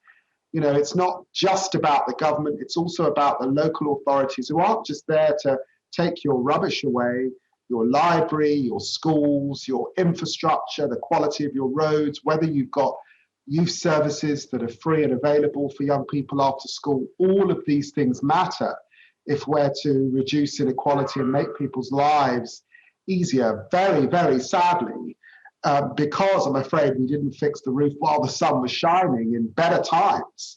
Now we are into this deep recession, depression during the pandemic. And here we have the double shock of the Brexit and leaving the European Union. It's going to be very, very tough indeed. You talk about all of the services that governments should be providing, and a lot of the reading I've done over the last 9 or 10 months on this topic talks about the breakdown of the social contract. You've spoken passionately for years now about creating a fairer society where everyone has the same rights. So as we look beyond COVID, many people think we have an opportunity ahead of us to build back better. That's the phrase that we keep hearing. What does it mean to build back better now for us in the UK, and how can we apply some of those learnings in other countries around the world? Well, I take hope. The hope, I think, lies with the millennials. They're a generation that gets it. If we put them in charge, so many of the problems will be fixed. They get climate change. They believe in equality for LGBTQ communities, for minorities. So somehow we've got to really support young people at this time. We cannot leave them to be unemployed. Building back better means them being employed, and we have to use the state. It's a bit like Roosevelt's New Deal. We've got to use stimulus to create the work for that generation. They're a big generation, they're a great generation. So I think there's something about young people. Then there's something about skills. You know, we are losing jobs. We're losing jobs to artificial intelligence and technology, of course. We have to make sure that folk that didn't do so well in school, have not had have access to those jobs. We have to invest in their skills rapidly to take up that employment in those new areas. I think that is really, really, really important. And, you know, building back better means that in the end, the key to any future economy is our education system, our colleges, our schools, our universities, particularly at this time. And I think that also, you know, what we've learned is that our public servants, you know, our nurses, our care workers, these are incredible public servants. And I hope that we can reward them better in the years ahead. You're speaking today to a global audience of people who work in the fashion industry. And I'm curious what you think the role of creative sectors like fashion have to play in addressing some of these challenges. You know, there's business leaders and creative leaders watching today. You know, what role can our sector play in building back better? Huge. It was a huge privilege to me to be Tony Blair's culture minister. I'm married to an international artist, portrait painter. The arts is huge. You know, you don't get this iPhone without great creative endeavor. At the moment, our theatres are shut. Theatres are going down. You know, again, you know, in terms of fashion, a lot of this stuff starts on stage. You know, innovation is forged on stage. And, you know, we have to support our theatres to bounce back. We have to support our creative economy. It's a huge share of the UK economy. It's soft power supporting this globally as well and working with other communities affected. So I think that we must not forget the importance of the arts and creativity, the leisure economy. This is a fundamental part of all Western democracies. It's very, very significant. And if we allow it to crumble, our life will be diminished as a consequence. You know, I was reading some excerpts from your recent book where you talk about this idea of encounter culture, bringing people of opposing views and backgrounds together to foster understanding. And, you know, many of our speakers today have been commenting on the growing division in our society. So, you know, how do we reconcile this growing division with the benefits of living in a multicultural society? We've got to do better, haven't we, at being able to disagree agreeably. I'm totally against cancel culture, in which we use social media to destroy people and write them off. I think the coarseness of behavior in public life is not great at all. And sadly, we've had a president in the White House who's deployed some of that. Look, encounter culture is about recognizing that we can't just exist in our silos. You know, the radio stations we listen to, the social media that we follow, and it drives you into a bubble. And you just do not understand people with a different worldview. In my own book, Tribes, I explore people that voted for leaving the European Union, people that have different views to immigration to me, but I did it in a way that involved dialogue and conversation, not, you know, demonizing your opponents. And there's probably been way too much of that here in our society, and you're seeing it across the world. So encounter culture is how we come together. And I think it does require governments, organizations to think about, for those that they're in charge, how are we ensuring that our employees in our organization encounter people different to themselves? In our CSR, how are we going into communities that is very different from the ones where our company's based or where our employees are, for example? And obviously for governments, how ensuring that a young man growing up in Sunderland, let's say in the northeast of England, is meeting a young black boy growing up in the UK in the sort of foothills of Grenfell Tower. What are we doing in society to promote that encounter, so that we're not, because the problem is if you don't encounter other people, you demonize them, you have suspicions and fears that are often unfounded. And it's amazing that you can be in a country like this, the sixth richest country in the world here, and yet have not encountered people living vastly different lives. David, I wanted to take some questions from our community who are watching from around the world. Manisha Patel in New York City, she asks, why do some people and places remain resilient to social and systemic inequalities over time? What sets these places apart? Look, I think that family and how secure family and the family unit is really important. That will vary across countries. I think that access to technology is an important part of that as well, good and bad. The internet has good sides, it has some downsides. And clearly employment and education, those are the variables across different ethnic groups sometimes, and across different cities. The welfare state in the United States is not the same as here in Europe, and it does mean that, the sort of poverty that you see for a developed country is unreal, frankly, relative to European standards. We have another question from Fulia Ilby in London, and she says, how do you think Brexit will shape the kind of content of inequality in the UK? I think the short term will be very, very tough. I mean, clearly there will be an economic shock to the UK on leaving the European Union. Our GDP will fall likely to 3%, as well as the pandemic GDP. So it's definitely going to be a kick. Our biggest trading partner is the European Union. It's about 43% of UK trade. We're unlikely to have a substantial trade deal with the European Union. It will be a very shallow trade deal. It will have a big impact in the short term, no doubt about it.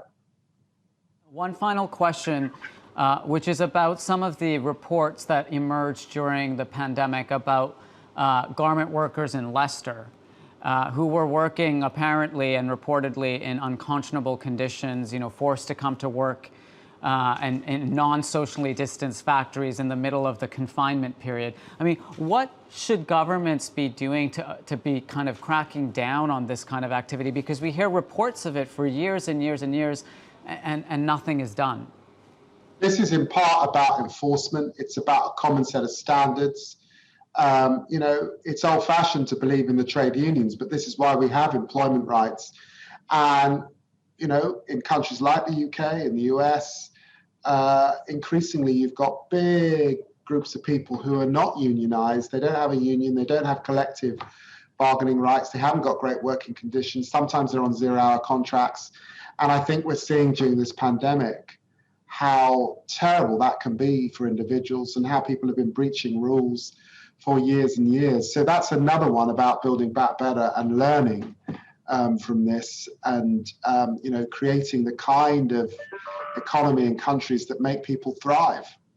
All right. Well, thank you so much, David Lammy, for your time today. It's been a pleasure speaking with you. Thank you so much. Thank you. Now, while suffering from the devastating effects of the pandemic, the world faced another reckoning after the murder of George Floyd in the U.S. city of Minneapolis in May, as we heard earlier. As was the case here in the UK, the virus had already ripped through America's marginalized communities, creating a crisis in health and financial security.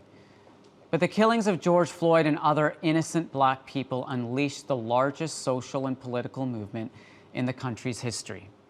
In fact, the effects were felt much further afield, with protests taking place in over 60 countries and on all 7 continents. Next, we'll have an unmissable talk on COVID, inequality, and racial justice from the other side of the Atlantic, from Rashad Robinson, president of Color of Change, one of America's leading social justice organizations. We'll see you just after the break.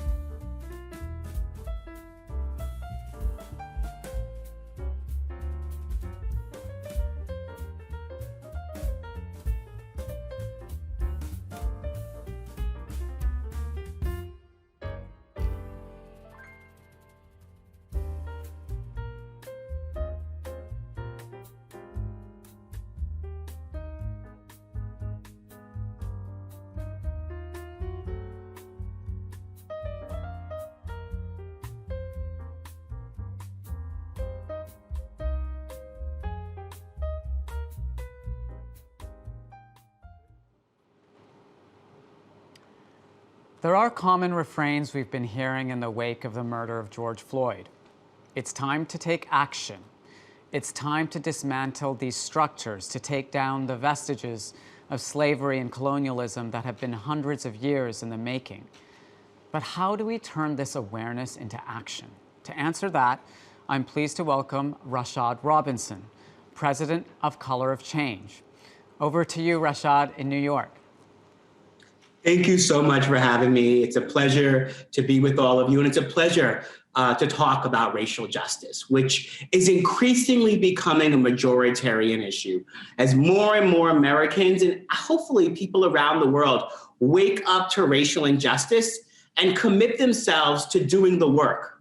At Color of Change, we were founded almost 15 years ago in the aftermath of a flood, Hurricane Katrina, actually a little over 15 years ago. Hurricane Katrina was caused by bad decision makers, and it turned into a life-altering disaster by bad decision makers. Black folks were literally on their roofs begging for the government to do something and left to die. You know, Katrina illustrated a lot of things that people already knew: geographic segregation, generational poverty, the impacts of what we've done to our planet, and so many other issues. But at the heart of it, no one was nervous about disappointing Black people. And, you know, part of the work at Color of Change is translating presence and visibility into power, translating the issues that Black people face, the awareness of our issues, into the power to actually change the rules. And so this summer, as more and more people woke up, whether it was the killing of Breonna Taylor and Ahmaud Arbery, the video of George Floyd, or that video from Central Park with Amy Cooper, giving us the strategy that we so often don't get to see. There's a Black man here. He's threatening me. That, though all of those videos waked people up, but we recognize that presence alone doesn't actually translate into change. You know, the thing about presence and visibility, if we mistake that for change, we think that we've done something that we haven't actually done. We will think that a Black president means that we are post-racial. We will think that America, or maybe even the world, loving Black celebrities and Black culture means that America loves Black people as much as America loves Black culture. And America can love, celebrate, and monetize Black culture and hate Black people at the same time.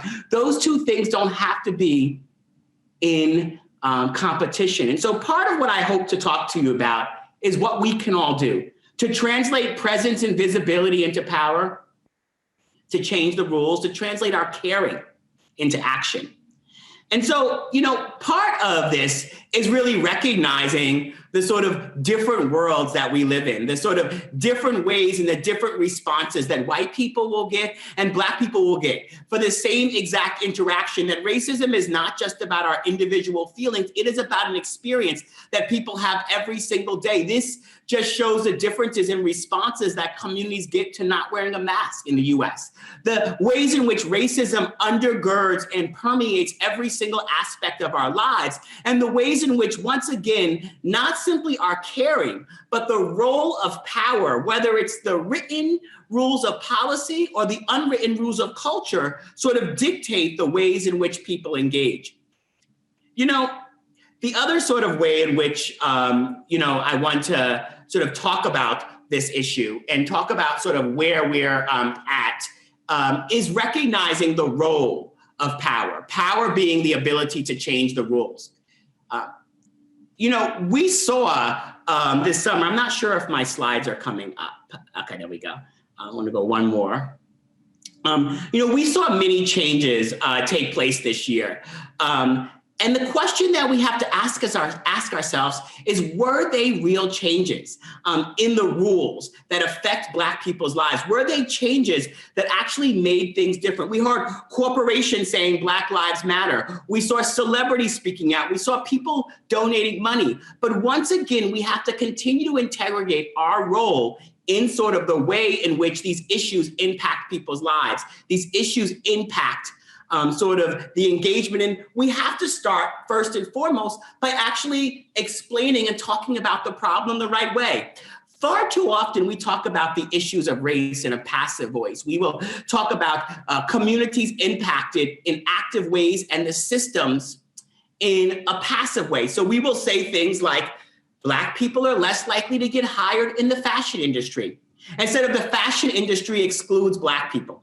On one hand, we end up with a whole lot of mentorship pipeline programs that don't actually hold an industry accountable, that try to fix Black people and try to fix people who have been excluded. On the other hand, we focus our energy on actually changing the structures and the systems that have excluded people. All of us in our day-to-day lives should be asking ourselves, how are we talking about the issues?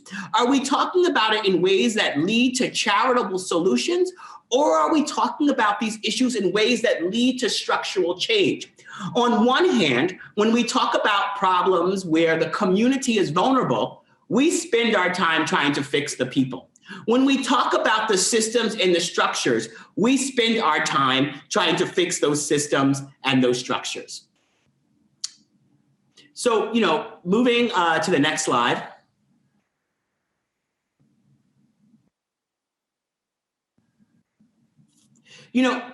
All of this really does lead to how we tell stories. When we tell stories that are unfortunate, we talk about inequality, injustice, and racism almost like it's a car accident, like it sort of just happened.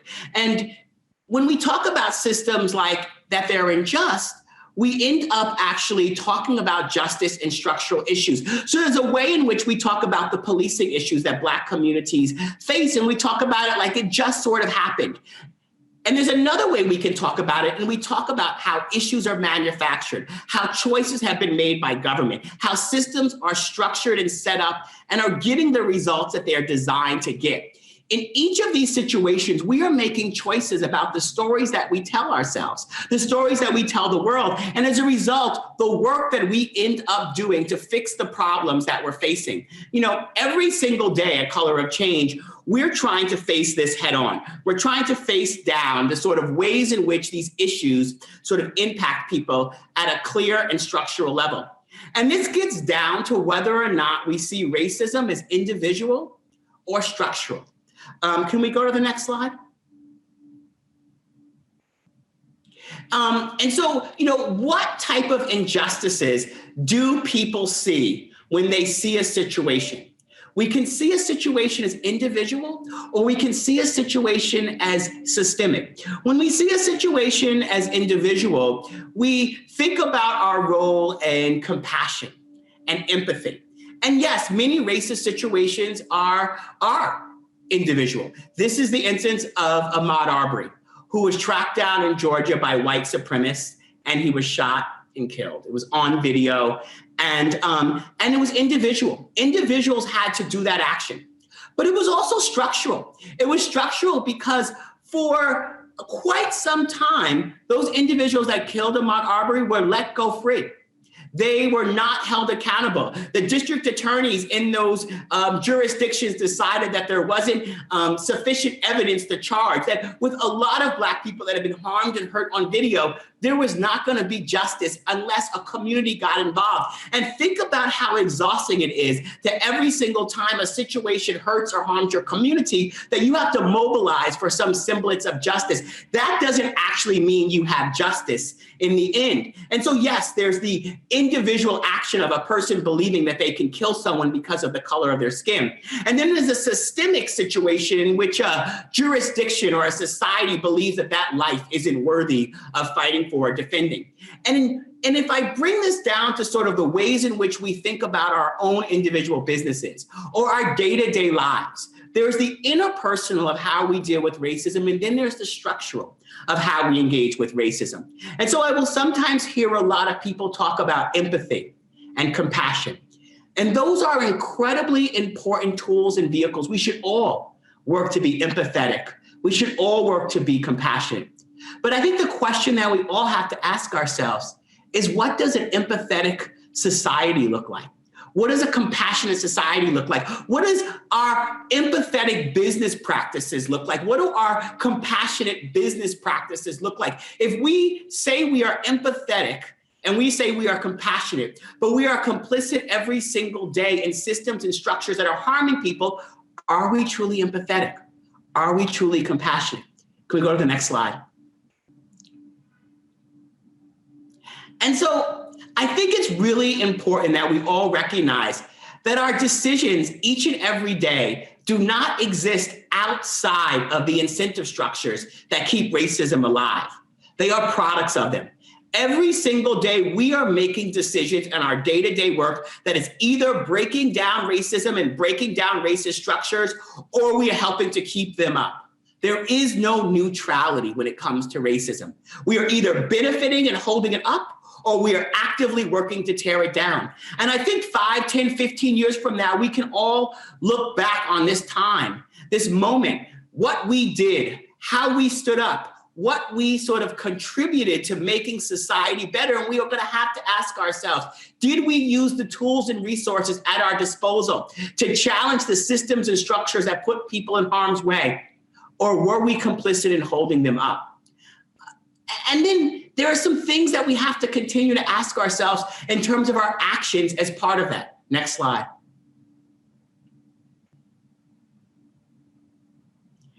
How will you allow yourself to be pushed? I think about this a lot. I think about this maybe because COVID has made the sort of personal training that kept me active and fit go away. I needed that personal training to push myself, to challenge myself, to move in ways that I may not move if I left up to my own devices. And so when we set up the tables in our businesses, when we set up the tables of advisors in our lives, who are we putting around those tables that will push us? How are we asking ourselves the tough questions about the decisions that we're making? Are we willing to have uncomfortable conversations and allow ourselves to be evaluated, not simply on the metrics that we hope people will see, but on the sort of things that people might not always tell us? How are those of us who have deep levels of power willing to put ourselves before communities to be able to question whether or not we are doing all that we can do? How are we allowing ourselves to be pushed? And if you are a person in power and you're not allowing yourself to be pushed on the ways in which change can happen, you are the person in the story that you don't want to be. You are not the protagonist in the story of creating a more just world for all of us. You are not the protagonist in the story of how we make society better for all of us. Next slide. And so I want to end by offering up Color of Change as a resource, as an organization that can continue to sort of engage, challenge, and work together in this fight to change the rules. The reason why we talk about the difference between presence and power is because this summer we had unprecedented growth. Millions of people came not only to Color of Change, but showed up to uprisings around the country. Many folks raised their voices and voter registration numbers went up. People turned out to vote. People recognized the role that we can all have if we come together to work together. But the fight ahead will be about removing the barriers that far too often pop up in the way anytime change can happen. And so all of us in this moment need to close our eyes and ask ourselves the question, when the movie, when the documentary, when the story is written about this moment, who will our character be? Who will we be? Who will we have fought for? What systems and structures will we have upheld? How will we use our power and our relative position to make a better world? We're all gonna want to be able to tell that positive story. But whatever you are doing right now, and whatever you wake up to do tomorrow in the service of a better tomorrow, will be the story that actually gets told about your service. It's such a pleasure to be with you all, and I hope that we can continue to work together to build a more just and more freedom-full world. Thank you, Rashad. That was a really rousing talk. I was always wondering how we were going to get that same level of conviction that we have in our physical talks, but you did an excellent job. Thank you so much. I do have a few questions for you. When you and I first started talking a few months ago, we discussed how systemic racism and inequity are not issues confined to the United States. Over the weekend, I'm sure you saw French citizens were in the streets after a damning video emerged of 3 white police officers beating up a black music producer. We were just talking to David Lammy about systemic inequality and racism here in the UK. I mean, from your vantage point over in the US, what is your view of the way European countries are addressing these issues? I had a lot of conversations with Europeans, especially this summer, about racism. I had many non-Black folks reach out to me and talk about the horrible things that were happening in the US, many of them talking about the unique way that racism exists. I had many Europeans tell me that sort of racism is not the same in Europe. And to the extent that racism is different in all places where racism exists, I can believe that. But I do think that folks sometimes want to tell themselves a story that they are not part of the same structures and systems which have upheld capitalism, which have upheld slavery, which have upheld all sorts of systemic oppression. And so, when I talk to Black folks in Europe, when I talk to many folks of color and religious minorities, they will tell me stories of the systemic nature of inequality, of the day-to-day individual abuse that they get, the exclusion, the lack of visibility in conversation, even for the issues. And so, in an increasingly connected world that's connected through technology, that's connected through commerce, none of us are off the matrix of this. And all of us have a role, once again, in either upholding these systems or tearing these systems down. And the fact of the matter is that United States is a land of, or a multiracial democracy, or a multiracial society of relative strangers, of people who have come from all different parts of the world and are trying to sort of make a way together. And that is challenging. And that exists all over the world. And where that exists, there will be hierarchies, there will be systems of oppression, and we cannot tear them down if we pretend they don't exist. We've just been talking to Christopher Wiley and Roger McNamee about the growing power of technology giants. I'm curious, and actually you had someone, David Lammy was talking about cancel culture and using social media to take people down. What role does digital activism have to play in the battle for racial equity? Well, we increasingly live not just in geographic communities, but virtual communities. They allow us to connect with people of like minds. They allow us to have engagements with people. And so sometimes you can be way more connected with your virtual community than you can be with the people who may live in your neighborhood. And that's going to be increasingly part of how society grows.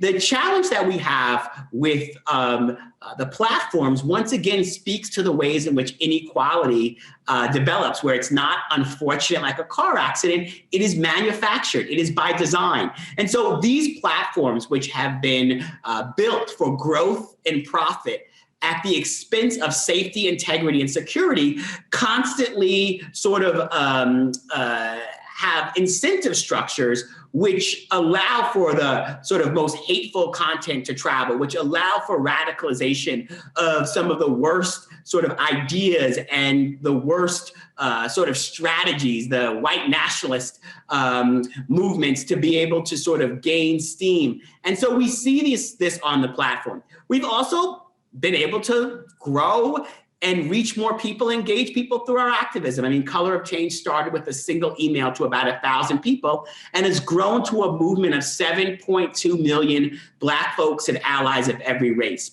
And just like the telephone or the TV or any other technology that has been used and leveraged in the service of activism, it can also be used and leveraged in the service of keeping people down.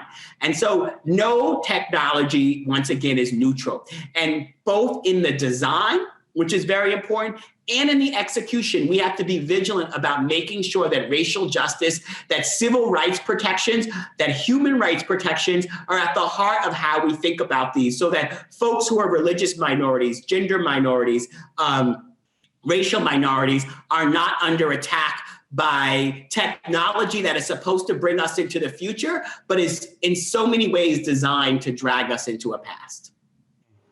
Thank you so much, Rashad, for your time today. I really valued your contribution and hope to meet you in person someday soon. Yeah.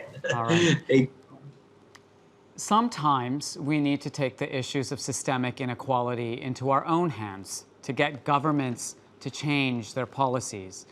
To discuss this, I'm pleased to introduce someone who just last week was named as one of the 100 most influential women in Britain by the BBC, no less.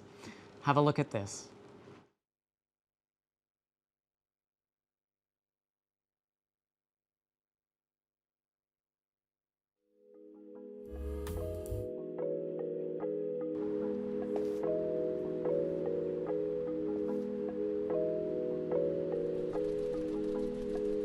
So what, we go Mackey's or chicken shop?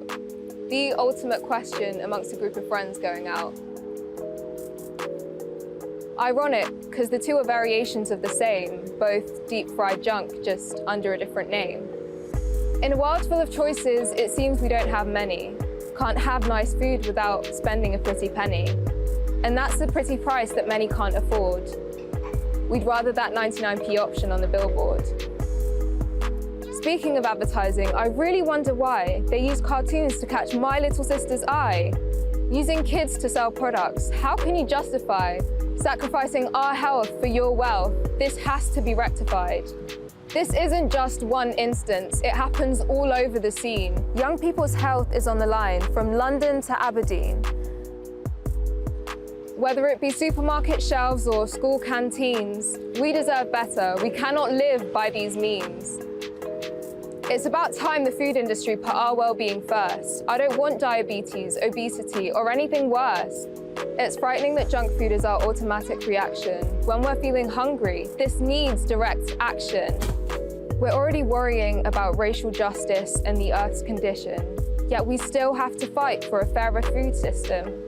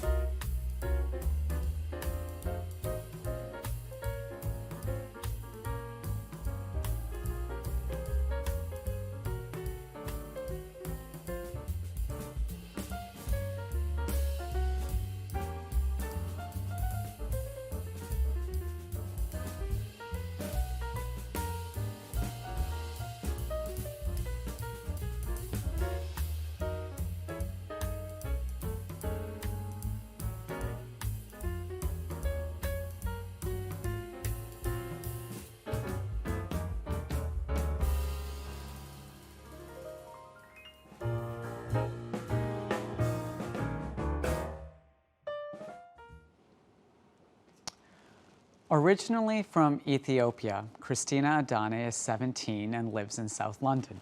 And I'm delighted to welcome her here to the Voices studio today. A member of the Bite Back 2030 Youth Board, Christina recently began a crusade to see free school meals extended throughout the school holidays. Her goal was to end child hunger in England. The campaign gained further traction after being picked up by Manchester United footballer Marcus Rashford. And now over 430,000 people have signed her petition, which was an undeniable success. Because after initial resistance, the British government U-turned and announced a holiday provision for Easter, summer, and Christmas breaks next year. It was a huge victory for vulnerable children, some of whom rely on school food as the only healthy meal they eat each day. Christina Adane, welcome to the Voices 2020 studio. Thank you for having me. It's so nice to meet you in person, finally. Christina, you've become so passionate about nutrition and how it intersects with issues of health, race, social economics, and education. What does the food we eat say about the society we live in? It says a lot, unfortunately. I have working class immigrant parents, and I grew up on free school meals, so did my friends, and I live in a food desert, which is essentially an area where there isn't much access to healthy, nutritious foods as much as there's access to unhealthy and very cheap foods. So I was completely oblivious to the fact that I was growing up in such an environment until I went to school in Westminster and I saw, you know, some more well-off kids having like salads and really green and nutritious foods every day. And then I joined Bite Back and I learned so much more, and it angers me. And once you when you deep dive into the food industry, it's so shocking to see how much food is a social indicator. I was doing work with Dr. Chris, and he's an amazing guy, but he told me that 70% of the food that young people eat at around my age is ultra-processed, which is just insane. So yeah, it's a shocking indicator. We have viewers tuning in from all around the world. Everyone in the UK has heard of the Free School Meals campaign because it's been all over the news here.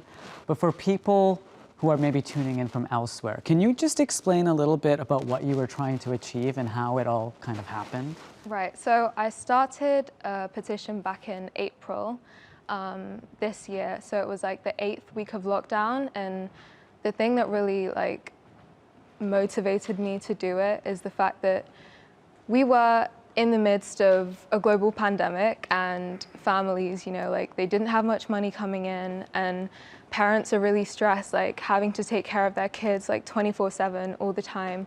And for poorer families, that means having to provide food for your kids.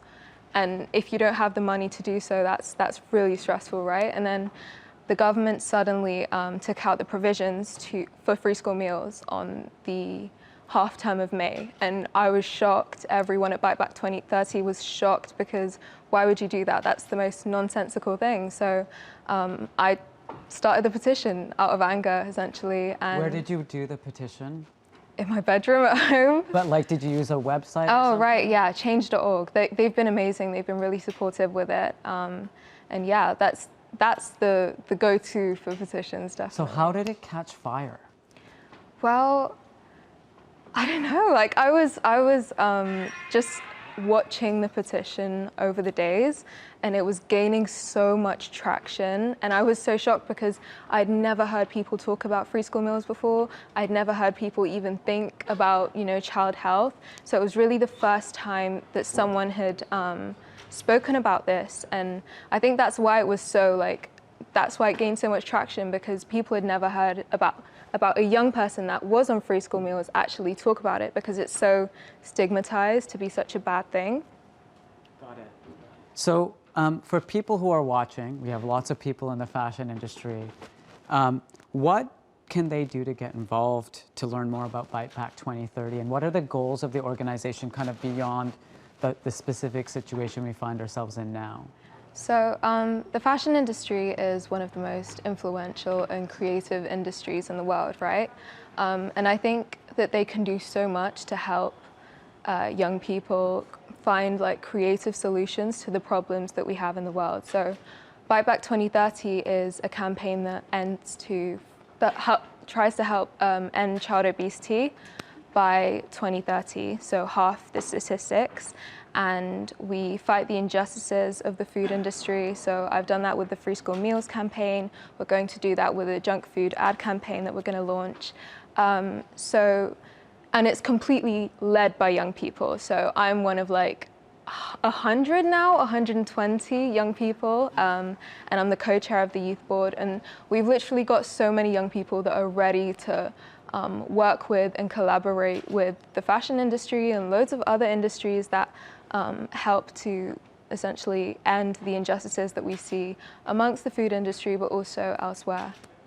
I was thinking about your campaign, and it occurred to me that this is the kind of campaign that could be easily replicated around the world, because as we've been discussing, for the last hour or so at Voices, systemic inequality is everywhere. Have you thought about taking this campaign and some of the initiatives and actions on a global basis? I'm sure there's other like-minded young women like you around the world who could equally play a part in their own societies and countries. Definitely. Global is a big word. I've definitely, over lockdown, I've been able to talk to some amazing people. I have a friend in Greece who's a climate activist, and we do a lot on intersectionality. I've been able to learn a lot more about the climate refugee crisis, and she's learned a lot more about the food industry and how terrible it can be. And so we are making those links. And I think what's so great about social media, as Rashad said earlier, it can really connect people and get people to fight for something more connectedly. So definitely, I mean, the goal is, by the end of my lifetime, to see food poverty just eradicated completely, wherever you are in the world. So yeah. Okay. And I would be remiss if I didn't ask about Marcus Rashford. How did he actually pick up on your campaign, and have you had a chance to meet him or talk to him yet? I have no idea, honestly. I think, because I remember the first half term, we had won completely by ourselves, and that made the news a lot. I was suddenly on BBC and ITV, and I was so shocked. And so now he you're probably, on BOF. Exactly. So he probably clocked it from there. Yeah. And obviously he's taken it to new heights, but no, I haven't had any direct contact with him. But Bite Back and his team have, but yeah. Okay, well, we'll have to make sure that you and Marcus get to meet each other someday. Definitely. Because you clearly both played such a pivotal role in this campaign, and I want to congratulate you on the work you've done. It's so admirable to see young people taking these issues of systemic inequity into their own hands. So congratulations. Thank you so much. Thank you for coming to the Voices studio today. Of course. Thank you for having me. Of course. Now, from a guest at the start of her career to one with a lifetime of experience. Our next speaker is the noted Schumpeterian and academic rock star, 81-year-old Carlota Perez.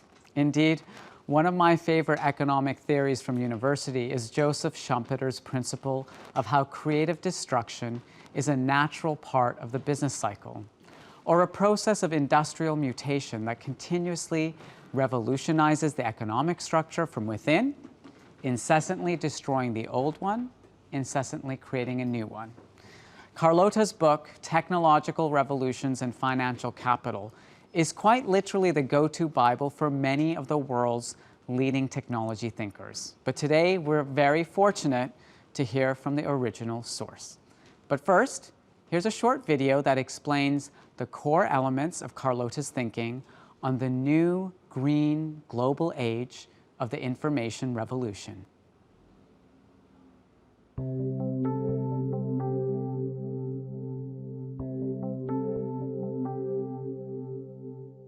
Capitalism reinvents itself every 40 to 70 years.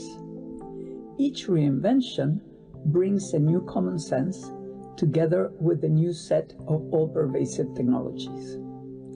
That common sense determines how we produce, consume, and organize our institutions. There have been 5 technological revolutions.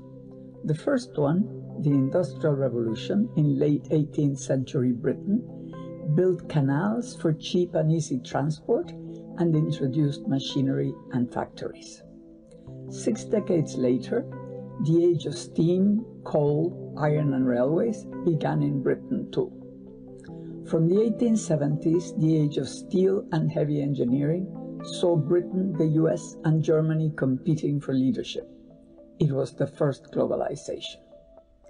And in early 20th century, the age of the automobile, oil, petrochemicals, and mass production began in the United States. Our current age of information and communications technology started in the 1970s, also in the US, in Silicon Valley. Each technological revolution begins in one or a few sectors in some corner of the world, and from there spreads to encompass most of human activity. The new technologies appear and come together when the industries of the previous revolution are mature and declining. Those uncertain new technologies need risk finance to develop. The initial successes bring a frenzy of investment that ends in major financial bubbles.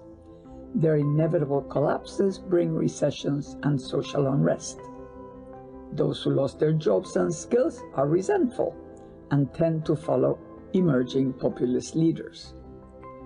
In order to achieve social well-being for all, we need to recognize the failure of the dominant practices, which are now obsolete, and also to identify the potential of the new technologies for creating new and better ones in both the public and the private sphere.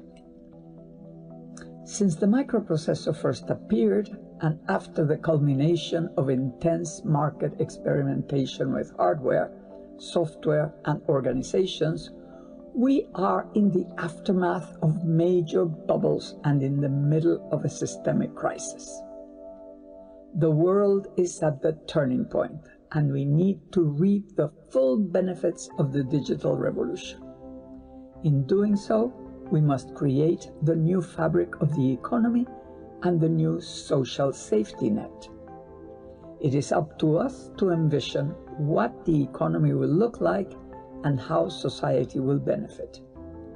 Let's bring forth the green global golden age of the information revolution.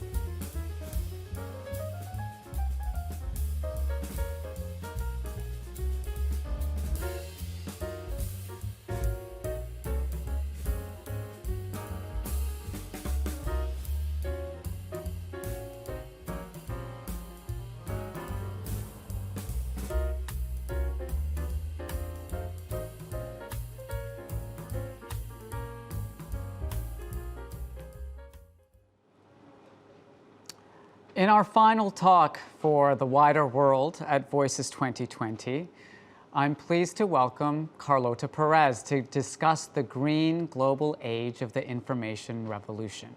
So Carlota, why don't you start by telling us what the green global age of the information revolution is?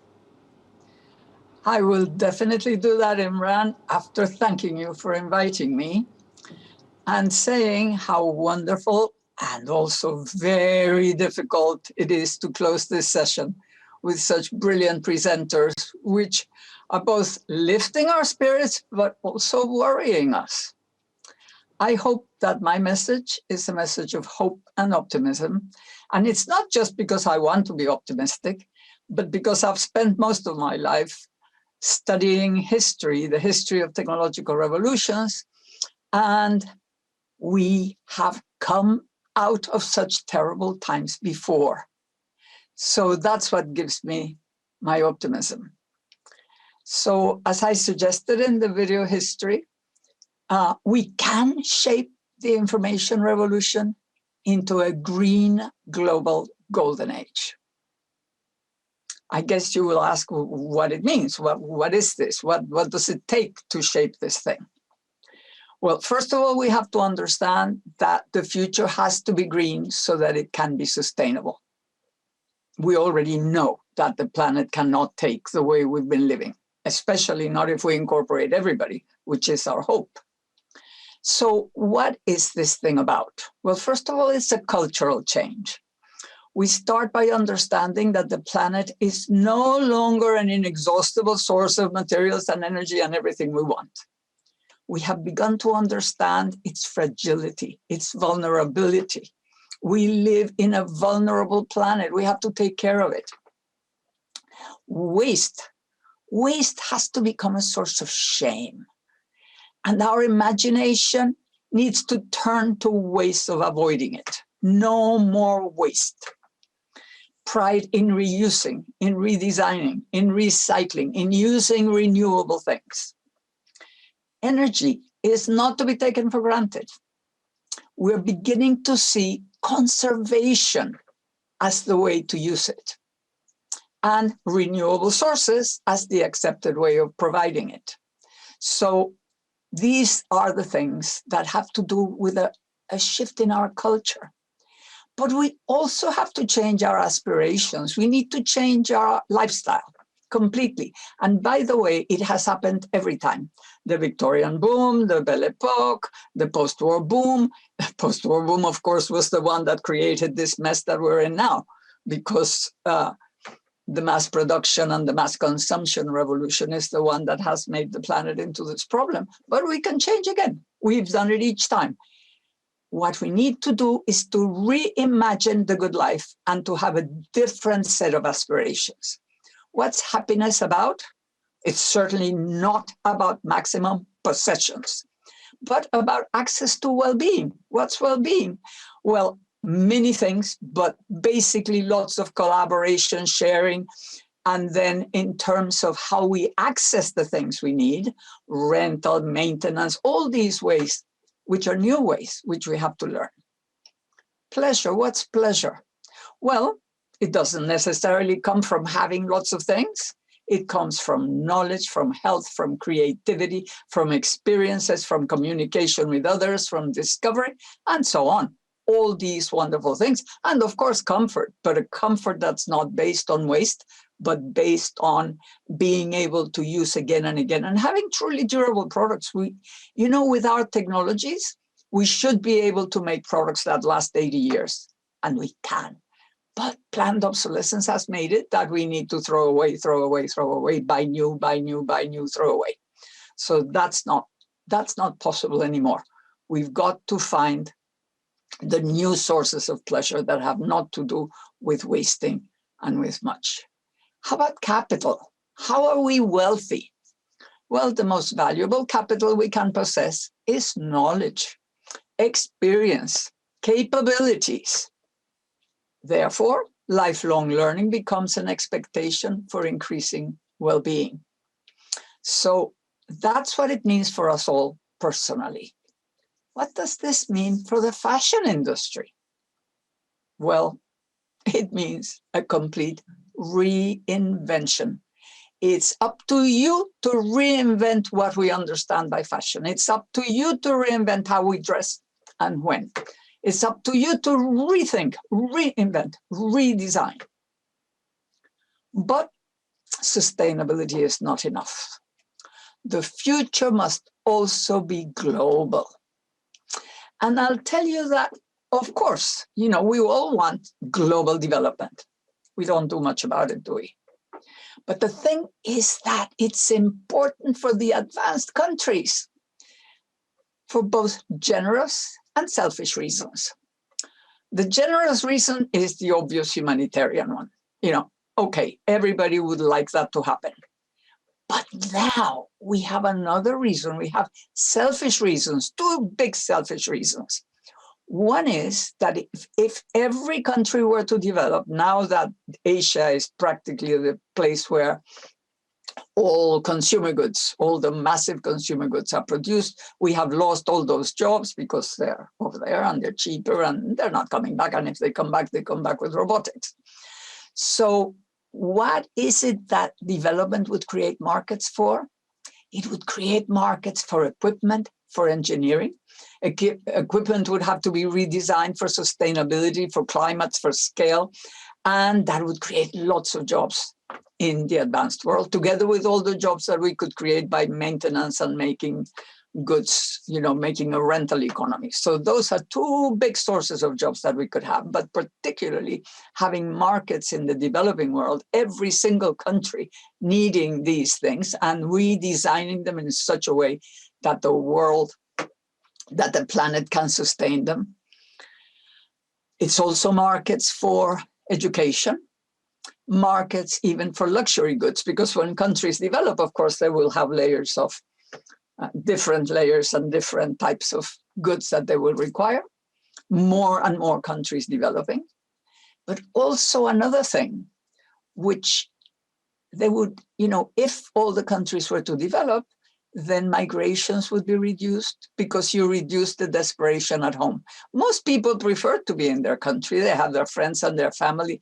People go through all those risks because it's so horrible behind them that it might as well be horrible on the way to this wonderful haven and heaven that are these advanced countries.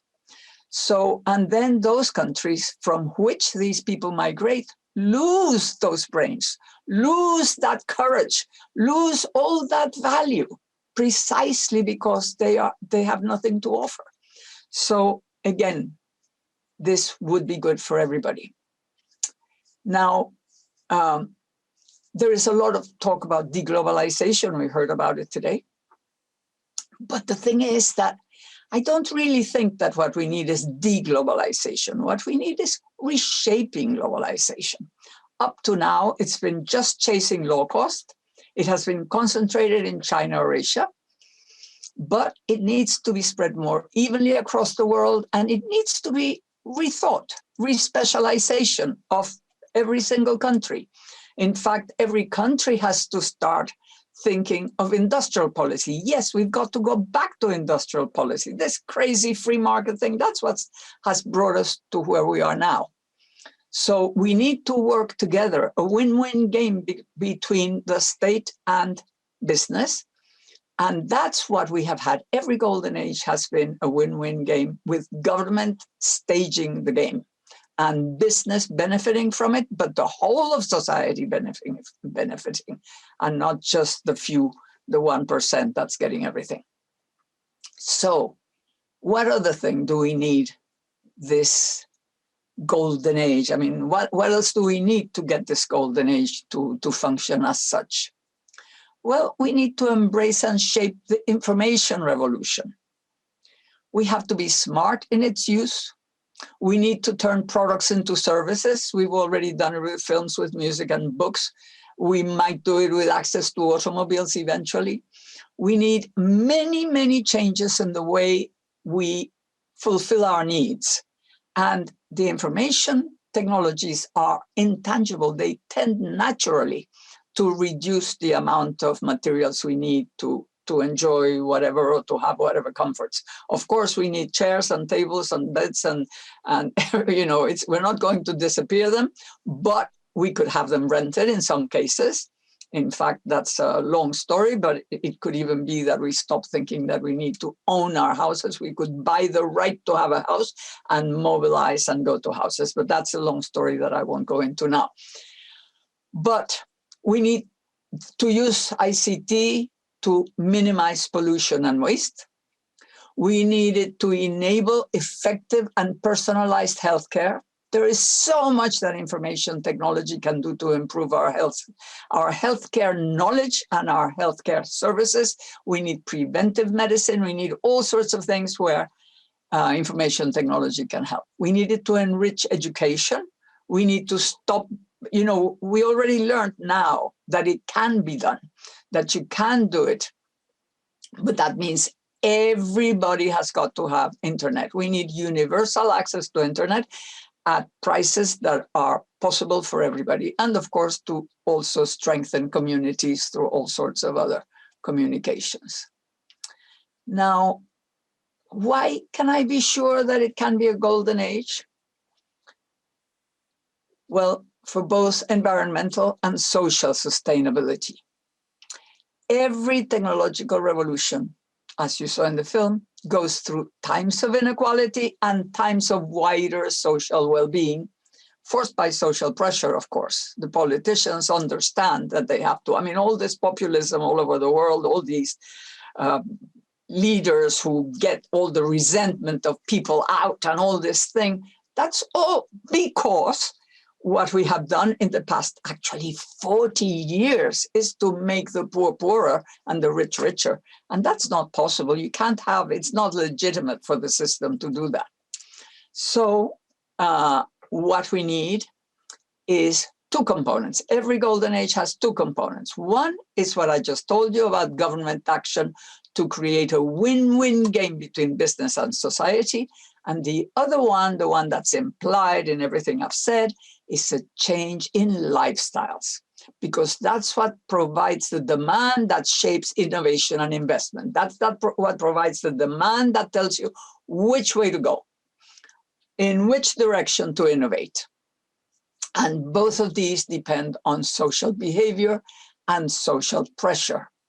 So it is up to us in our lives and in our work, in our political actions and our communications, to move the world in the best possible direction, a smart, green, and global golden age. Thank you. Thank you so much, Carlota. I could see from all the comments coming through that your words have been very inspiring from our viewers. And I have a lot of questions that have come in from around the world that I want to kind of take you through. The first, there's a couple of questions here. One is from Eileen in the USA. There's a similar question from Javi Contreras in Chile. They're both asking about, as technology threatens to replace jobs in different industries, making manufacturing cheaper, how do we take care of these communities that are going to be left without jobs because of AI and other, robotics, etc.? Okay, that has two sorts of answers. One has to do with whether we can do away with those technologies or if it's important to have them. Well, the answer is it's very important to have them. And the reason why it's so important is a very simple reason. We need to produce more wealth, enough wealth to make, precisely to lift the poor up, to lift all the ones from the bottom up. Of course, you need to give them jobs. So the issue is that with every technological revolution, one part of the economy uses these very high-tech things, which have very high productivity. And the rest of the economy develops all sorts of new things that very often are related to the change in lifestyles. If we look, for instance, at what happened in the US in the post-war golden age, what they had was barely 30% of workers were in the mass production industries, the high tech, well, we don't see it as high tech now, but it was very high tech when they were making cars and airplanes and all that at the time.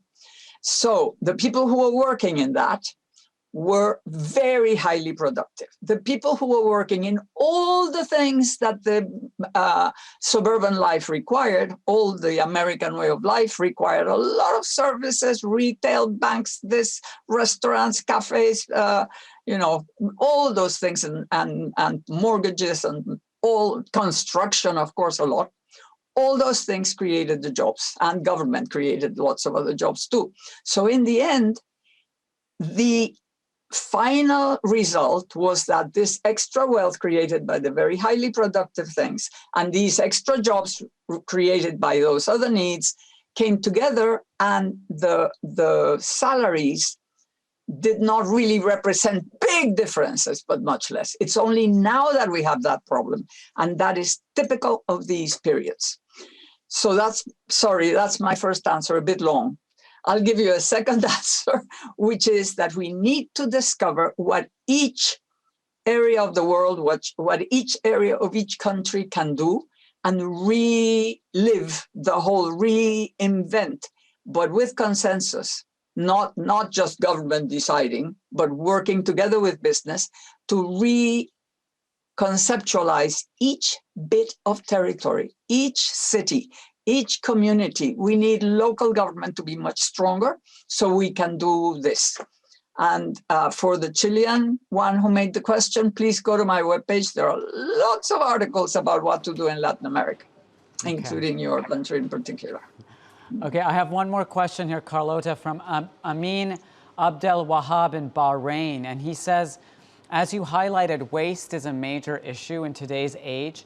How do you think the fashion industry should and can combat the issue and not use it as a strategic tool? And I think many people are referring to companies like H&M and others that are sitting on mountains of unsold inventory and then have no way of disposing of that inventory. Yes, well, the first thing they could do, no, I don't really know what they could do. I just thought of something, but maybe if you actually clothe people who don't have clothing all over the world, which would be very nice, then you ruin the companies that are in those countries. So it's a complex problem. Maybe they have to work together. I don't know. But definitely we have to reinvent the clothing industry, the whole, what do we do? It could be better to have very high quality, long-lasting things that could actually be used and reused and redesigned and other people. So rethink completely what we do, design very expensive things at the top to be bought by some people, and then come down, without meaning that you have to change 4 times a year, throw out your clothes, 6 washes only. That has got to end. You've got to, I mean, I cannot solve the problem of many industries that will suffer, but I can certainly tell you that if you put your brilliant heads to solving this problem and making money along the way, you'll succeed. But you've got to recognize the obstacles. If you deny it, you're going to die. And you can't die. We need you. Okay. Well, that was a really great way to end today's session. Thank you so much for your time, Carlota. It's been lovely getting to know you via Zoom over these past few months, and wonderful to talk to you again. Thank you. Thank you very much. It's been a pleasure. Well, that brings us to the end of our first session on the wider world at Voices 2020. Tomorrow's programming will begin at 2 p.m. London time, that's 9 a.m. in New York, with the unveiling of our annual report on the State of Fashion 2021. That will be followed by other sessions jam-packed with inspirational leaders and thinkers. For Inside the Fashion System, we'll consider the changes we need to make as an industry, reimagine what's possible, and look at the exciting opportunities this could bring. And in Technology and Innovation, we'll explore how new technologies are changing consumer behavior and how they're opening up new growth and avenues for fashion companies around the world. A quick reminder to those of you who hold a Voices Executive Pass, our Connect and Think Big networking sessions will start in 15 minutes. These will give you a chance to get to know some of your fellow attendees in small curated groups. So be sure to join by clicking on the agenda page of the Voices website. And for everyone else, for all our BOF professionals, we look forward to seeing you at the same time, the same place tomorrow for day 2 of Voices 2020.